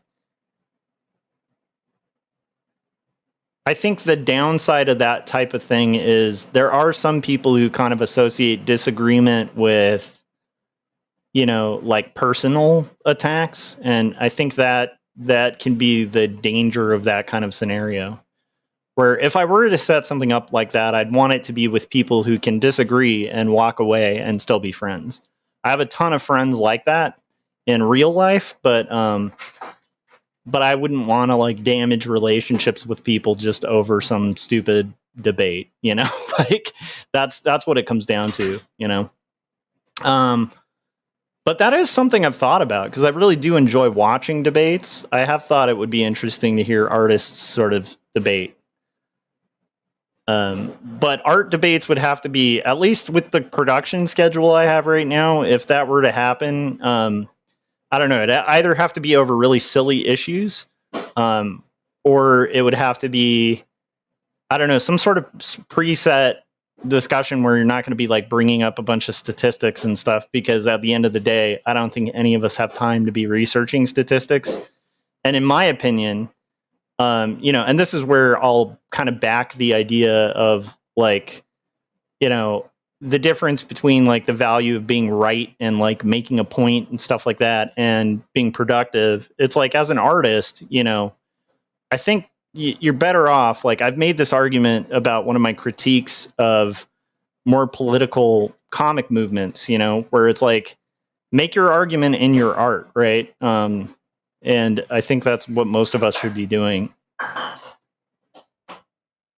That's my own take on it, Gaz said, I gotta go to lunch. Keep up the good work, Josh. Later, Gaz. Have a good lunch. We're going to be going for another, I'd say like 45 minutes. And I think we'll finish up this page before the end of this stream. I'll be streaming a lot on this 4-day weekend, like a ton.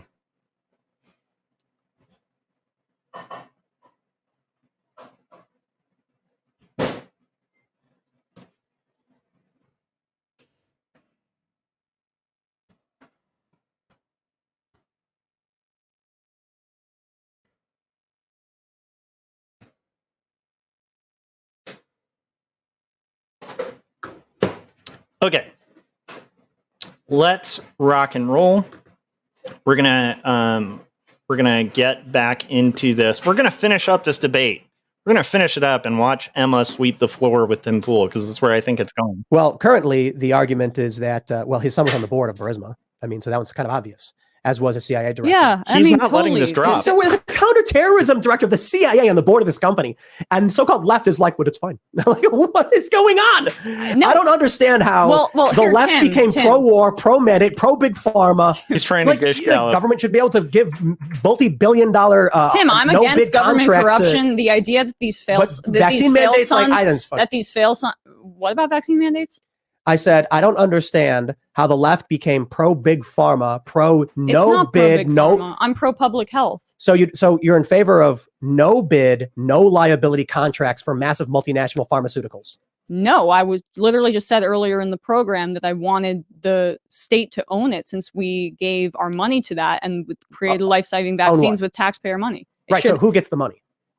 The big pharma did. It's messed up. Yeah. Right. We should have socialized healthcare in this country and be manufacturing it ourselves. Even if the patents were released to the public, they still gave the $1 billion production contracts to big pharma. But that is what we live in, unfortunately, right now. And we were in the middle of a global pandemic, and we needed vaccines immediately. That's not left.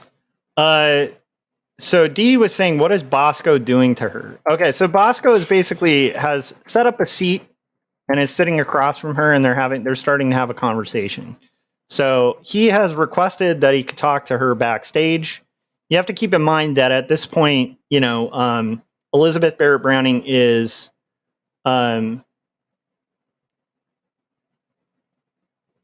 Elizabeth Barrett Browning is a bit of a celebrity at this point in time in the story. And so they've gone to the show to watch Bosco do magic. Bosco's requested to talk to them at backstage.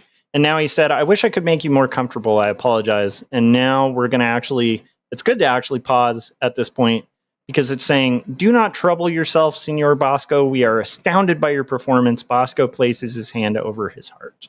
So do not, I think her mouth should actually be open at this point. Do not trouble yourself.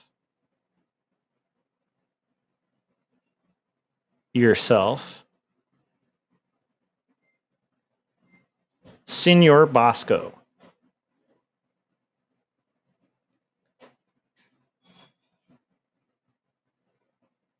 We were astounded by your performance, Bosco. Okay. We were astounded by your performance.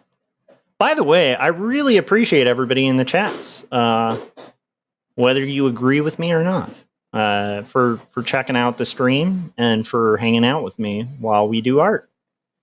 And again, hopefully it has kept you company and caused some interest whilst you are working.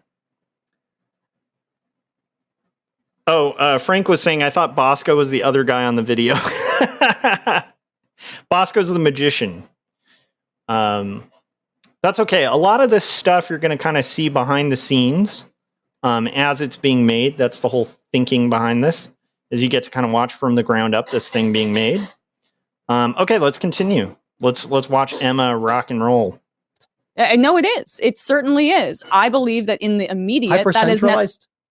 Excuse me? Hyper-centralized funding of massive multinational pharmaceuticals is not leftist. Well, what would be the alternative, Tim, in the midst of a global pandemic? Decentralized. Okay, so this conversation's really weird where it's like basically like saying, well, you're not left because left thinks this. Like that's kind of a derailment right there. I don't even think Emma's like had to resort to that where it's like, well, you're not right because right thinks this. And I don't know, that's kind of cartoonish. Like at this point, you should be engaging with what the person actually believes rather than, again, like just kind of assuming, well, you're left, therefore left thinks this, and you're right thinks this. That is a little bit of a derailed conversation. Okay, let's continue. Frank said, I appreciate you too, Josh. Awesome. Dee Dee said, I'll be back later. Had enough of these yellers. Okay, well, have a good day, Dee Dee. Appreciate you. All right, let's continue. Bid contracts with liability. I literally just said earlier in the program that I was in favor and much closer. First, also, I'm surprised you're saying this because didn't you say that you were more close to Trump on vaccine policy? This is Trump's vaccine policy. No, you were talking about that. Okay, I am closer to him than that. Yeah. On that. I believe that when we did give investment into these companies, yes, they were going to make some sort of windfall, but then the vaccines themselves should be owned by the public since it was our money that was given into it. That's the practical realities of what we have to deal with today in a for-profit healthcare system. I'm hoping that we transition away from that and that we have socialized healthcare. So none of the things that you're talking about have to happen anymore. I don't think Tim is really struggling. No liability contracts to massive pharmaceuticals to do what needed to be done. You know what I mean? Like, I think it's just that the government is crooked. Okay, so this is one of the problems I have with extremists in general. Like, what were we supposed to do? Like, I hope she kind of brings that up, but it's like, hey, look, you know, you can have like your idealistic hope for something, but in a crisis, like, what are you supposed to do but work within the system you have, like at the time? I think that's Emma's point. Is like, hey, it wasn't the way I would do it in fantasy, but in reality, it's like, what else were you supposed to do? Like, I mean, like, this is one thing that's a pet peeve of mine in general, is like people who critique but have no viable solution. It's like, well, it could have been better. Okay, cool. Tell me how. Like, how exactly would that have been better in practice or reality? That would be insanely good to kind of point out here if you're going to critique. Okay, let's continue. So you're And closer paying to off- DeSantis on vaccine policy. Probably neither. I don't know how it Interesting. applies to what we're talking about. I'm saying So what's your alternative to producing the vaccine in a Good. rapid way? Yeah. that Operation Warp Speed Redirect did? them. well, there are a lot of questions about whether or not it worked in any capacity, right? Oh, snap. Like total redirect. So she's basically like, well, what would you have done, better? And then he's like, well, there's some criticisms about what was done. Okay, great. What would be done better? Like, what could you have done better? Okay, Gary was saying Tim is trying to treating the phrase big pharma as a complete argument. Totally. Okay, let's continue. No, there's not. What do you The mean? vaccines were highly effective. What does that mean? Oh, okay. There's an ad. Don't worry, ladies and gentlemen. We're almost through it. Oh, yeah. Okay. This is great. I think the debate. Originally at preventing death. Then, of course, there were different variants and disease continued to spread. No, I'm saying like but vaccines were the immensely initial... effective in preventing death, the mRNA vaccines. Right. Well, not so the what I mean more Johnson so one. is like... Okay. He is really trying, like, just all over the place. Like, this is an interesting ending. I can see why people were thinking that he got kind of owned in this debate at this point. Like, again, the beginning part, Emma didn't start really strong. Kind of took a lot of hits, like optically kind of made a mistake, I think, at early on. But this is really interesting. Okay, let's see here. So he is saying, you flatter me. Flatter me. Me. Signora. Signora? I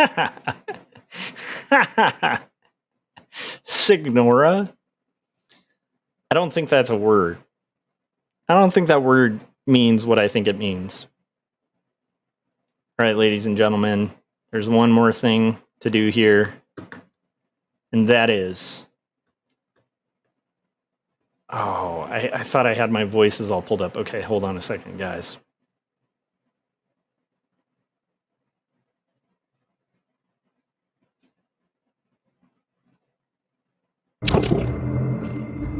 Welcome to Joshua Kemble's live stream. We will continue to watch the debate.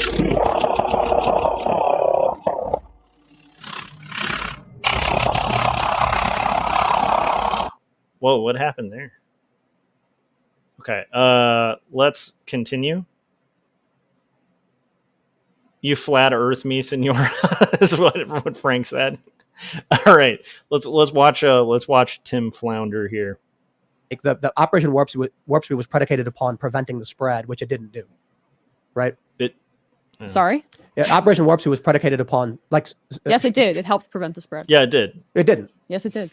It didn't. Well, I mean, part of the issue was that in red states there was no ability to actually may have prevented death, but I think wasn't it like, oh yeah, there was it no doesn't actually stop mass spread? mandates were immediately done away with in red states. They basically had no social distancing. That was much more of an effect, had much more of an effect on death in this country than like the inefficacy of vaccines. This has been borne out by data after data after data set. And then we have new variations of the vaccines, which have also helped. Yeah, nothing was going to reduce the spread that much. It was like it was already one of the most contagious viruses, and then it mutated to become more contagious. Well, it helped with both transmissions and severity. That's a fact. The mRNA vaccines did. Yep. Well, but I don't want to deviate too much. We're talking about and explode spread, particularly with the wild type. So it's funny, like every time it seems like he's taking like a pot shot and seeing if she knows her stuff, and then the second he sees that she's really informed on it, he's like,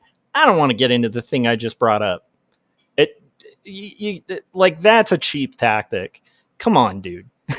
Like he's like, okay, let's talk about vaccines. And then she like actually starts responding where it's like, oh, okay, she actually knows her stuff on this. Well, I don't really want to talk about vaccines. Okay, well then why'd you bring it up? Like, again, that's a really weird pivot. All right, it's interesting to see.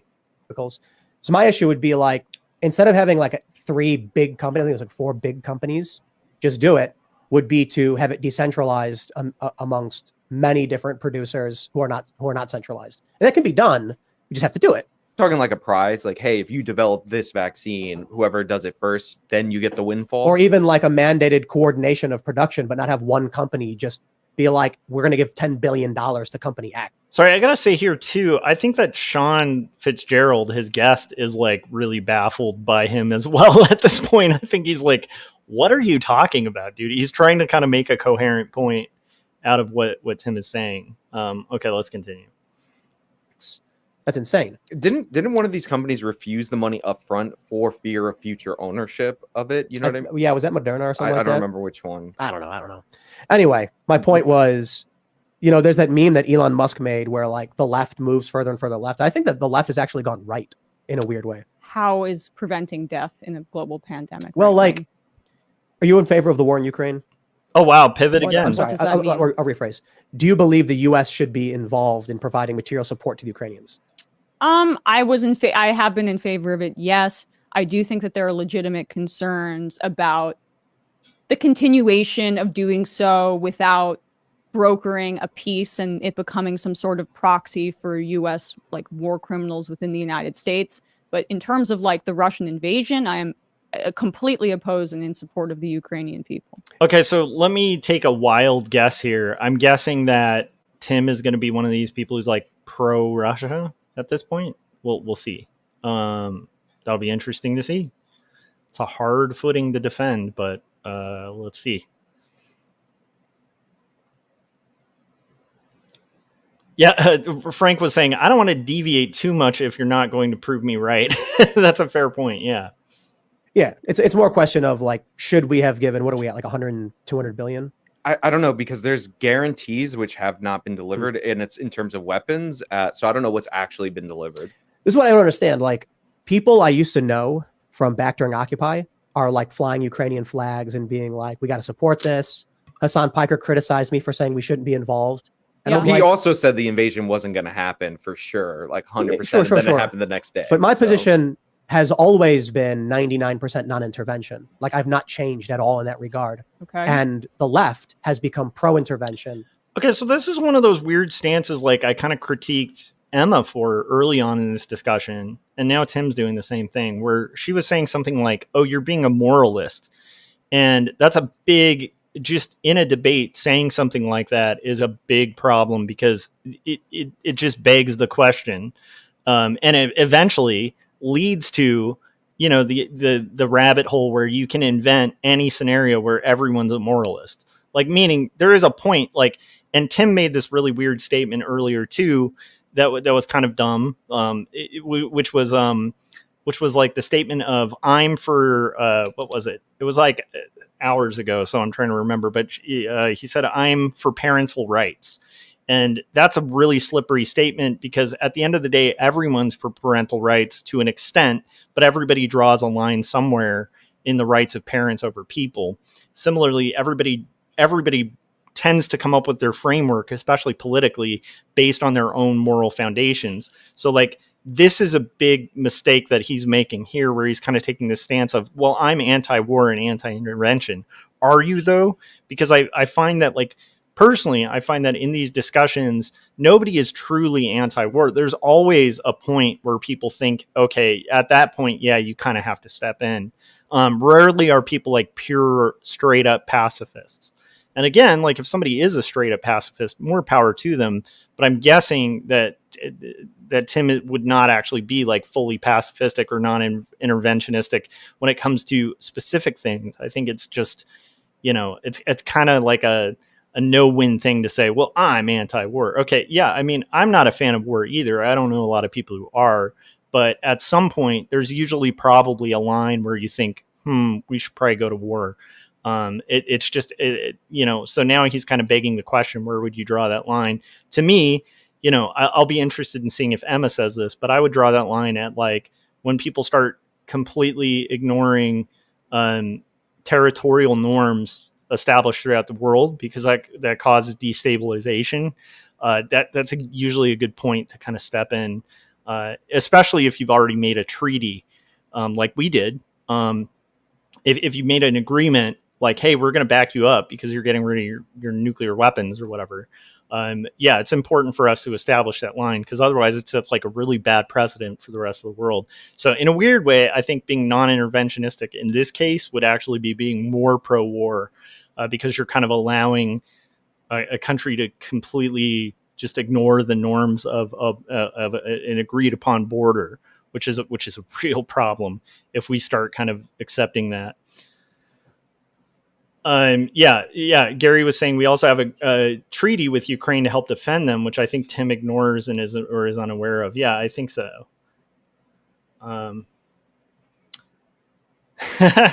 Frank said, I love war. Let me tell you what it's good for. Absolutely nothing. Yeah, I completely, again, I don't think this would be kind of that type of war. That's the weird part. It's different when you're, my point is like, if you're going to like bars or something and you're like, that guy's looking at me funny, I'm going to fight him.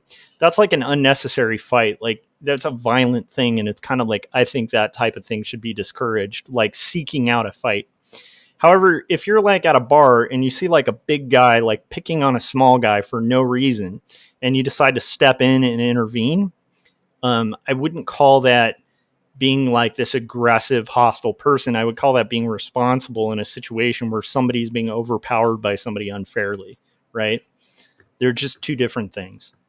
Okay, let's continue. I'm sure Emma's going to get into that. But we're not. Right. But the Ukraine is on the defense. They were invaded. Yeah, this is not the same talk thing. About Kuwait and Iraq and you want to talk about that? I'm in favor. I mean, look, we were the equivalent of Russia in the case of Iraq. We invaded under completely false pretenses. We invaded under illegal what I'm saying is like this just and we killed and decimated that country. Hundreds of thousands dead because of the US If the left empire. position was only opposed to war because of the circumstances of the war, then I would say the left is more pro-war and to the right of me on war. I'm completely anti-war, but the war happened because Russia invaded, and now Ukraine is trying to defend itself. Right. So you're anti-war. You oppose war. Yes. But you're to the right of me when it comes to Ukraine. I don't think so. Do you believe that the U.S. should be supplying? How does she? It's so bizarre. Like, again, that's such a weird just tactic where it's like, so you're left, so you're right. That's like, why don't you just address the actual thing that's being said? She actually made a pretty valid point. Like, hey, this isn't the same as like these other wars that you've kind of brought up where we were actually at fault. It's just not. It's not equivalent. Like one was brought on under false pretenses. This one's actually us trying to honor a treaty and a promise that we made. And if we don't honor that, then we lose the ability to stabilize the world by like denuclearizing other countries. Like there's a lot at stake here. Gary said, meanwhile, Tim's okay with stand your ground laws. That's interesting. Okay, let's continue. And aiding the Ukrainians. I do. Oh, we got an ad. You didn't choose cat. This is getting juicy though and interesting. You didn't choose your hairline. Hot flashes. We also have one panel left to go. Your knee just gives out. I do believe so because they're defending themselves. Who gets that money? The military. But they're defending themselves. Northrop Grumman. Yeah, totally. Yeah, I'm opposed to all of that. Is he for nationalizing? You're the right of me on if that you issue. believe that Russia should be able to invade Ukraine and take territory without recourse, then I mean that's pro-imperialism. That's not, and that's still pro-war. No, yes, it is. A lot of people, around the world do a lot of bad things. I don't. Oh man, the non-interventionist thing can be really frustrating because again, like it's just like an ahistorical take. Again, like there should be cases where people should be able to defend themselves and intervene. Unfortunately, we're in a world with like not so great actors. So kind of like plugging our ears and being like, la, la, la, la, la, it's not happening doesn't tend to work. It hasn't worked out well historically. you kind of, there are some things you can't ignore. One of them is treaties. Like, treaties are one of the reasons we have peace. If we don't honor treaties, like, we are literally talking about world wars, like, constantly happening over and over again. Without diplomacy, which is backed by might, like, diplomacy is always backed by military strength, right? Otherwise, the diplomacy is meaningless. Like, if there's no carrot or stick with an agreement, then the agreement is nullified. Like, it global agreements have to be backed by military might, like, all the time. They just do. That's where agreements come from. But at the end of the day, you hope that these agreements will in turn kind of deter war. So it's kind of a peaceful thing to be like pro. I don't know. It's interesting to me to hear this framed as like a scenario. It's not. Gary is Tim is being backed into we should renounce our superpower status, and I'm sure he's actually probably like a typical libertarian on that, in the sense that like most libertarians I know don't like us being a superpower and think that we could kind of like completely ignore the rest of the world and kind of live in our own little communes. But again, like, I don't think it sends a good message if we're trying to like create a world with less nuclear superpowers. Because the more people who have, those weapons, like, the more likely it is that something horrendous happens with said weapons. And we're trying to get people to get rid of those defenses that they have by promising to defend them, setting the precedent that, hey, I know we promised this, but we're not going to do it. That like pretty much screws us for like the future to be able to have negotiations with anybody. That's just like a really, if you're going to defend that position, that's a really kind of dumb position to defend, in my opinion. It'd be really hard, but it'll be interesting to see if he takes that stance.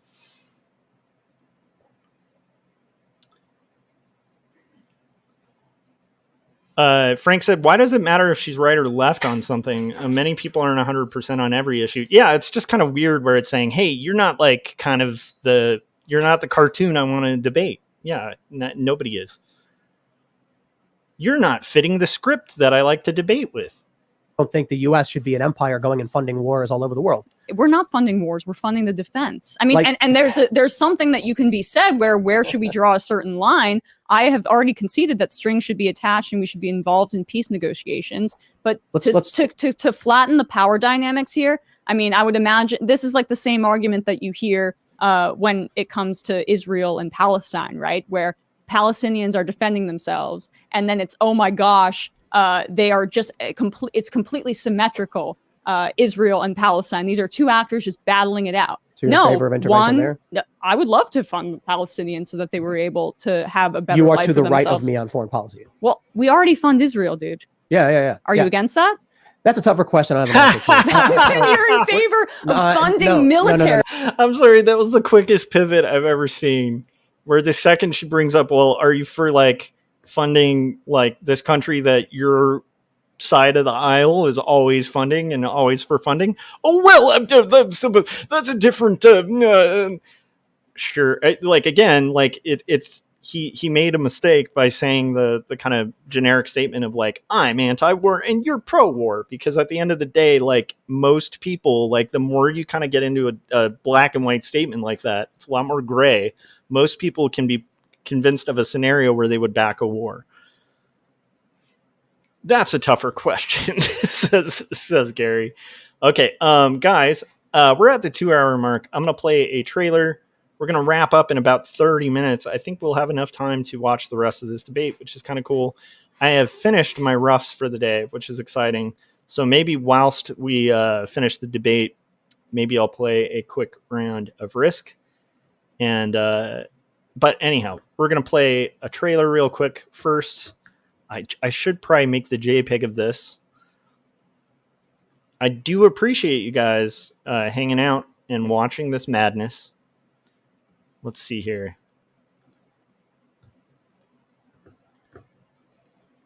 It's going to be interesting to see, again, like I always find it bizarre when people are backing. Yeah, it to me, like people kind of backing a superpower trying to steamroll a country right next to it to literally just try to take the country in the modern world. I think anybody defending that is probably not aware of history and like the dangers of that kind of thing. That's my own opinion.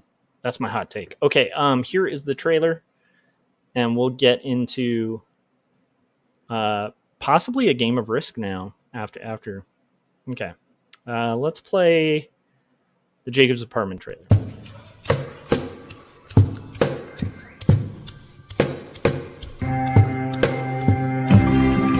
Speak clearly, it seems that only in dreams can we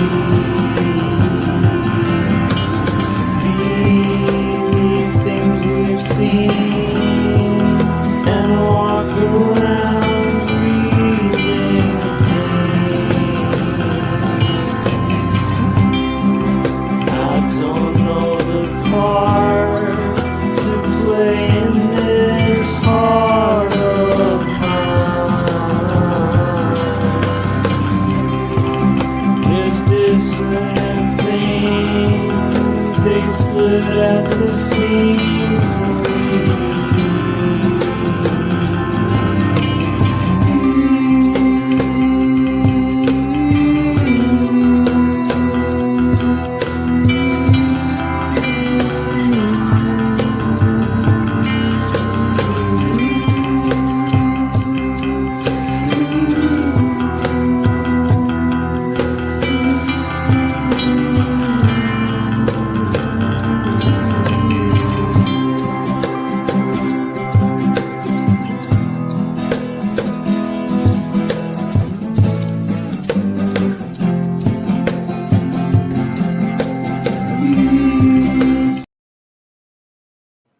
All right, ladies and gentlemen, we have finished our rough.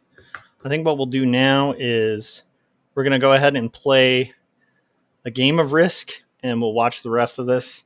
As you can see, I am a master at Risk. I am trying to make my way to being a grandmaster. This is like a give or take kind of scenario.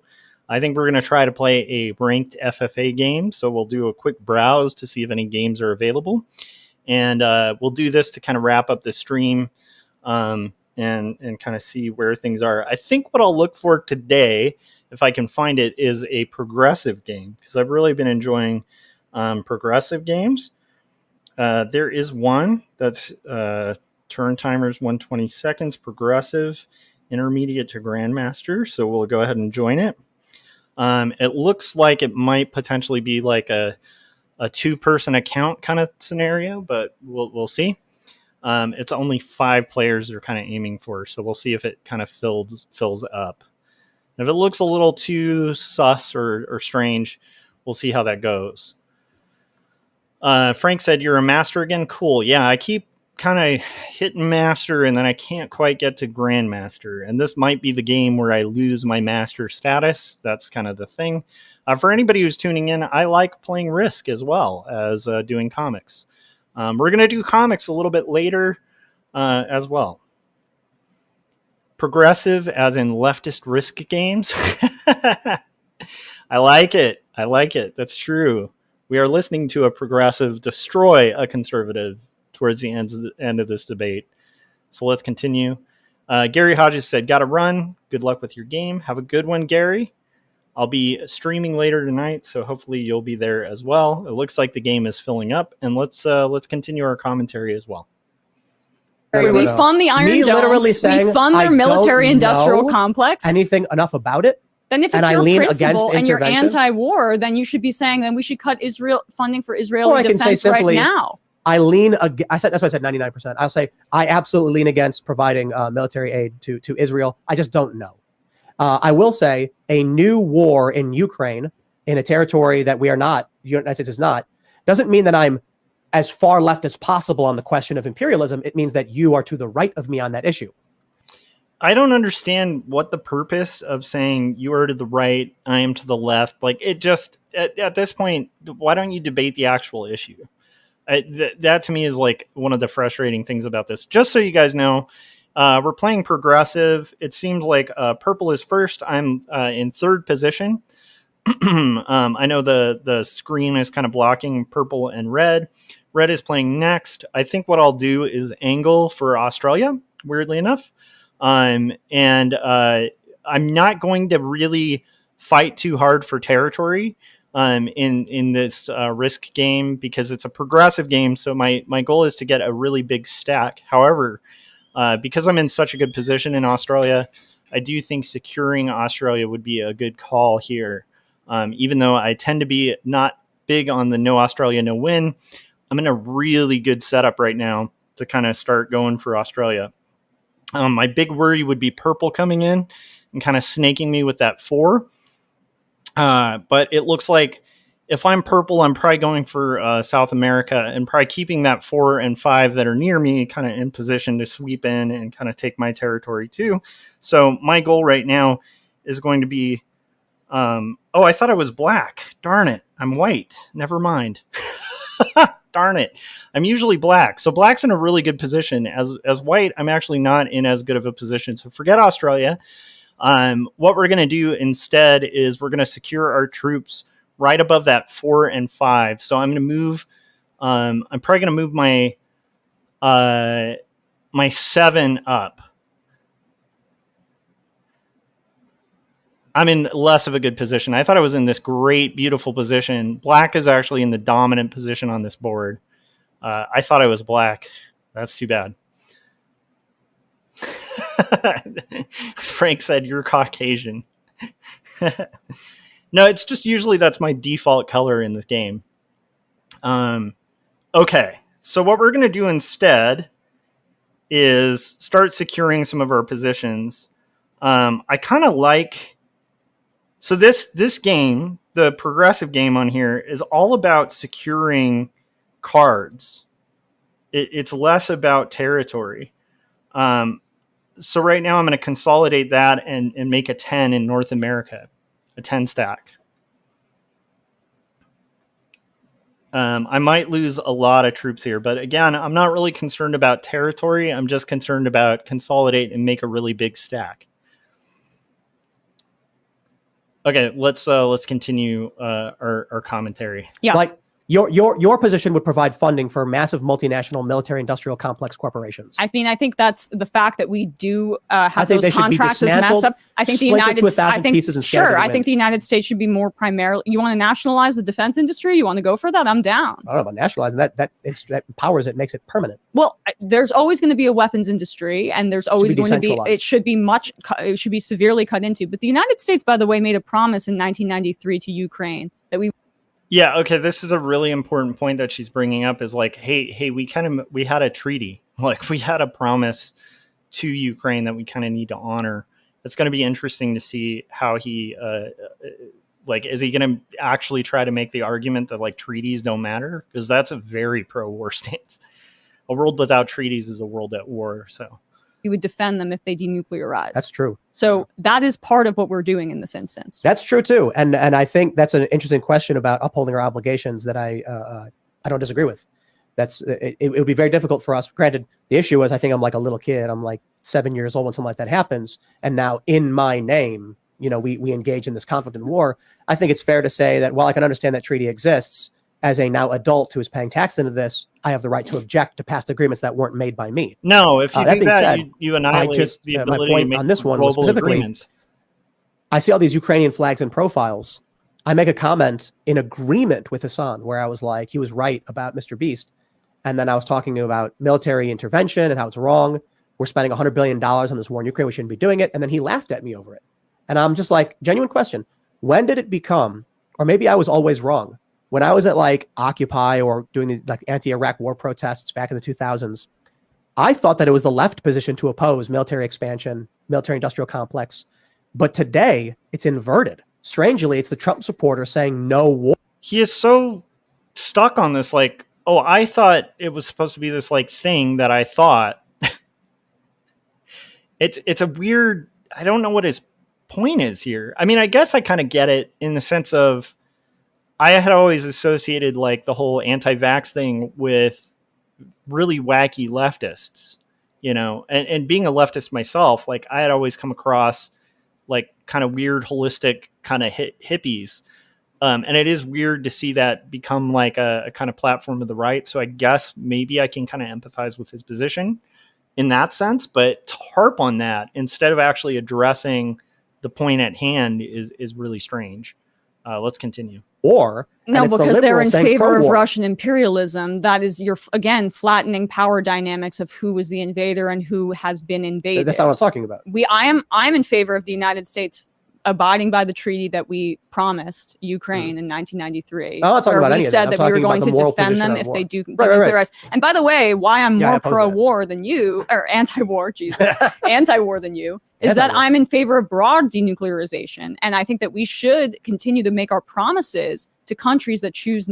Go Emma. Good point. Like that's the thing. Like you can't have a world at peace when like every country, including like small countries, with like unstable governments, like have like nuclear power and could like literally take the world, like annihilate the face of the earth. Like if you're pro like peace, then you need to be pro denuclearization. And if you wanted people to denuclearize, then you basically need people to hold their obligations. It's really like strong arguments from Emma. Not to engage in making nuclear power. How does that make you more than me? In nuclear weaponry? I don't disagree on that at all. Okay, then there you go.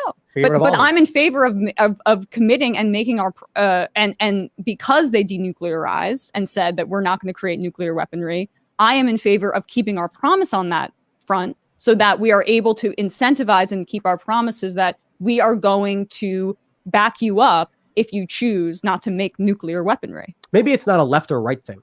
Maybe it's more of just like a libertarian thing. I mean, libertarian versus authoritarian. I think it's that first of all, anti-war is a dumb like position. I'm sorry. Man, I really like Sean. I think he's going to make the point that I was making about you kind of can't take that position anyway because nobody's fully anti. Okay, let's continue. By the way, on the game so far, so I'm white. What I'm doing right now is trying to consolidate in North America my two stacks. So my next move, if nothing comes to kind of bear on it, is going to be to consolidate my 11 to my 12, like the 11 that's in Greenland and the 12 that's kind of in, I think, Canada. I can't remember, but it's at the top in the middle of North America. My goal is just to make a really big stack so that when I am able to kind of cash in my cards, I'm able to kind of make some moves. Generally, in a progressive game, you don't want to clear somebody out for cards early on. You want to wait a couple turns in. And the other catch is in progressive, each card turn in kind of gradually accelerates and gets bigger. We'll see how this game goes, but let's continue. Everybody's like anti-wars they don't like, but obviously like I can composite a scenario where you would support like an intervention. Yep. Like if you gave me time to like that's think why I say about 99%, right. because nothing's absolute. Like if you were to tell me that Vladimir Putin he's live streaming himself about to launch a nuclear weapon at Washington D.C., I'd be like, okay, we got to do something about that. But there's something to what she's saying, where the Ukraine, after the fall of the Soviet Union, had the third largest nuclear weapon stockpile. That's right. Yeah. And in exchange for giving it up, there were security guarantees. Now, if you're worried about nuclear proliferation in other countries that might lead to a nuclear war, protecting or making sure that they can maintain their territorial integrity, just as an example to other countries that might want to denuclearize in the future, is a worthwhile stake. And I think I understand that position. Like, it makes perfect sense in my opinion. I understand it. I don't care though. Right. So it's kind of like if some dude cut a deal with, like, someone in my family cut a deal with someone else, and then 30 years later they walk up and say, your dad told me that if I ever had this problem, you were going to take care of me. I'd be like, I'm not my dad. I'm sorry. Like, governments change, policies change. And the idea that because 30... I'm sorry, that is like the most childish take, because like if that's your attitude, then like why would anyone take you seriously when you're trying to broker a deal? Like if let's say you're a business that's been around for 100 years and you have contracts that exist that outlast the lifetime of the people, working at the business. So then new employees come in and they're just like, oh, I'm going to nullify that contract because we're new employees. It's not how business works. It's not how agreements work, especially on a global scale. If you can't honor treaties from hundreds of years ago, you literally have a destabilized world. That's like so dangerous. Years ago, someone cut you a promise means that I now have to spend $200 billion defending you. The people of this generation who are inheriting this country did not agree to that. No, it's fine. So what does that say to people who might be manufacturing their own nuclear weaponry? That it doesn't, that the promises made by the world superpower don't really matter. And I don't like the idea of America being this trust world superpower. I agree. My views is probably different from you in that regard. I'm more so like, I think it'd be great if we brought jobs back here, if we protected the middle class, maybe had stronger workers' rights. 100%. You want to talk unions? I'm in favor of that. Tariffs on imports for two reasons. The idea that we'd manufacture a car in China and then ship it on a boat over here just to waste energy because someone's willing to do it cheaper is nonsense. It's really a gish gallopy at this point. Like he's kind of getting away from the topic he was getting destroyed on. Sensical to me. Just buy American. So we need to build up the incentives for all the manufacturing to happen here in the United States to create good jobs, to protect the workers. That has nothing to worry do with less about whether or not we're going to go blow up some foreign country, a bunch of kids in it or something like that. But I think like there's like like you're not seeing this past like what's currently happening now, because I get it, right? And I was a big Ron Paul guy, and he didn't like the idea that one generation could promise the sons of a future generation. Right. That's exactly right. I understand that position, but if we don't want Saudi Arabia to nuclearize, we don't want Iran to nuclearize, and we're like, hey, like, you know, like, we got you, like, don't nuclearize. We're going to try to, like, you know, be the 800-pound gorilla in the room so that you don't have problems. And then they look and say, well, you made that promise to Ukraine. And then 30 years later, they're invaded by Russia and completely Why are we making those promises? Because that's the nature of a treaty. No, you know, the idea that how could any treaty exist, Tim, if it's people had your position and just said, yeah, fuck it. People, so that's anti-diplomacy, and that's pro-war. Any treaty, oh, come on. Being literally being like, we shouldn't go to war, like, that's pro-war. Well, being anti-diplomacy. By the way, I might lose this game because I am kind of taking somebody out a little too early in the game. But that's okay, because I kind of need to leave by 1:30 pretty soon. So maybe I'll just get destroyed in this next turn. In order to make that harder to do, I think what I'll do is kind of spread out a little bit, so that hopefully, even if they go for me, it's just like hard to kind of take out all of my troops. But we got rid of red. I think in this next turn, I think purple might just aim to annihilate me. P. Volodin on Twitter said, hi, hello, how's it going? Okay, let's continue. But I have to admit, like, Emma is really killing it on this point, at this point, which is kind of good. I'm curious if purple is going to go for the clean out, or if they're just going to let black do that. I think I get eaten by black in about a few seconds. Yeah, I don't think purple is going to go for the kill. I think black will go for the kill. Black will probably go for the kill and get my 4 cards. That's what I would do if I were black at this point on this game. If black doesn't go for the kill, maybe orange does, but orange isn't in a great position to do the kill. So we took a risk, and part of it was go ahead and wipe me out because I need to I need to head out in a second. Okay, let's continue. We can make a treaty around, here's why we won't attack you. Totally fine. Here's a treaty around, I'm going to allow your citizens to cross my border with no visa, and we'll reciprocate, like, back and forth. And then having one being like, in 30 years, if anyone comes to fight you, we will fight on your behalf, despite the fact that you're not an allied nation or a bunch of other issues. I don't think at any point ever the U.S. should have been making these promises. And then to come out and be like, but now Saudi Arabia is, oh, I'm sure every country is going to be upset. I think he's missing the point, because, like, the problem is P. Volodin said, I chose a bad nickname. It's hard to read. Sorry. That's okay. I think he's kind of missing the point, which is, you know, it's a hard one to, wow, I'm surprised they let me live there after taking out that person. I'm really surprised that they've let me not completely die in this game. That's very interesting. So what I'm going to do now is consolidate my 22 to my 9, just so I have a nice big stack there. And we'll just continue this game as it goes. I still think I attack too soon, and I probably lose this game. This is bizarre, though. This is a bizarre statement. The idea that, like, why would anybody agree to an agreement, like, if there's no holding to it? If we don't fight on the behalf of some other country. No, it's not. It's there, not there, about. There are limitations. Look, nothing's absolute. I get it. He's trying We're to in this steamroll position it. now. There's an interesting question of South Korea. People ask me, what if China invaded? And I'm like, well, we got a lot of troops there right now. So I understand the circumstances of today. But the issue is, for one, we could have put a no-fly zone over Ukraine before the invasion started. That would have stopped Russia in its tracks. Well, a no-fly zone is a de facto. That is insane. So he's saying he's anti-war and he wanted to do a no-fly zone. Like, the second you do a no-fly zone, that's literally shooting down.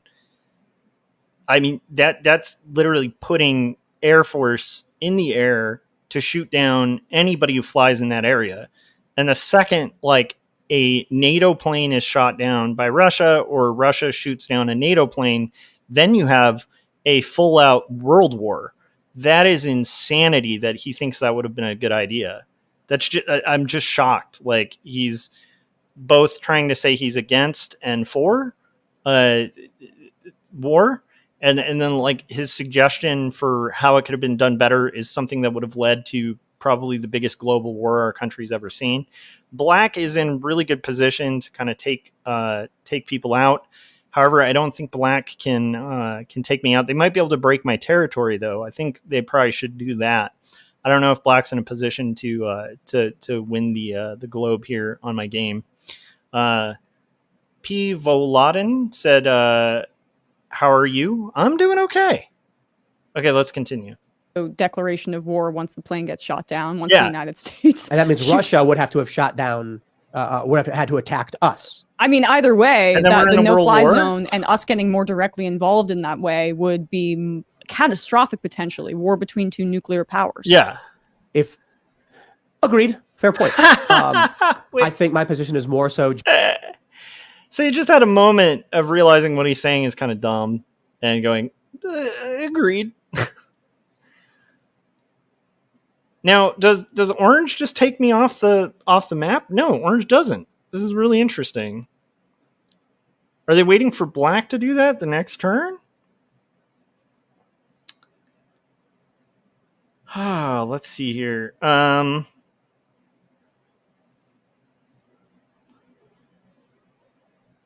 think I just have to do this and just keep consolidating my troops a little bigger and just wait for somebody to wipe me out because I'm not in a good position. I attack too soon. However, the next turn and I'll be in a good position. So if they don't take me out, I'm going to take them out. One of them. Let's continue this this commentary. This is a Russian border dispute over the Donbass region. The U.S. It's an invasion, Tim.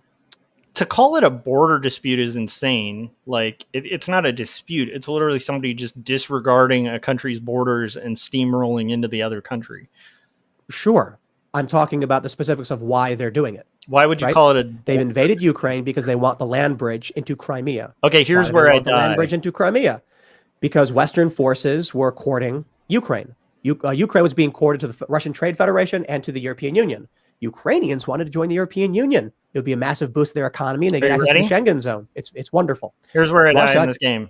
Okay, I am out of the game. It was fun. I'm going to get taken completely off from my cards. I think that Black will do this. They only get 3 cards in exchange, so the winner of this game will actually be orange because Black can't turn in their cards on the next turn. So orange wins this game. And I lost the game because I attacked way too early, which I called, but it's great because we get to end at 1:30. And that's okay. I think we'll still retain our status as a master in the game. And that'll do it. So thank you to everybody who's watched this. If you haven't yet, hit the bell so you get notifications when we're about to go live. I'll go ahead and go back to the full camera. Hit the bell so you get notifications when we're about to go live. Hit subscribe. Hit the like. And unfortunately, we probably aren't going to be able to finish the rest of this discussion, but or the commentary on this. If you want to see the whole thing, it was the Culture War episode 18 with Emma Vigeland and Sean Fitzgerald on what's his name, Tim Pool's show. Honestly, my take on watching this debate was very interesting. I feel like Emma started off kind of weaker in the debate, and then it seems to be like it was almost like a rope-a-dope strategy where towards the end she just started kind of completely destroying Tim Pool. That was my take and my thoughts on it. I will see you guys on the next live stream, which will probably be later today. But I'm going to go over to my buddy's house and we're going to make some music. And yeah, anyhow, I appreciate you guys. If you haven't, make sure you're subscribed and all that fun stuff. And check out my books, Jacob's Apartment and Two Stories. I worked really hard on those books and I'm really proud of them. And I think they're pretty strong indie comics. And we all need to be supporting indie comics. So do your part, support indie comics, buy Two Stories or Jacob's Apartment. And I will see you on the next live stream. Bye.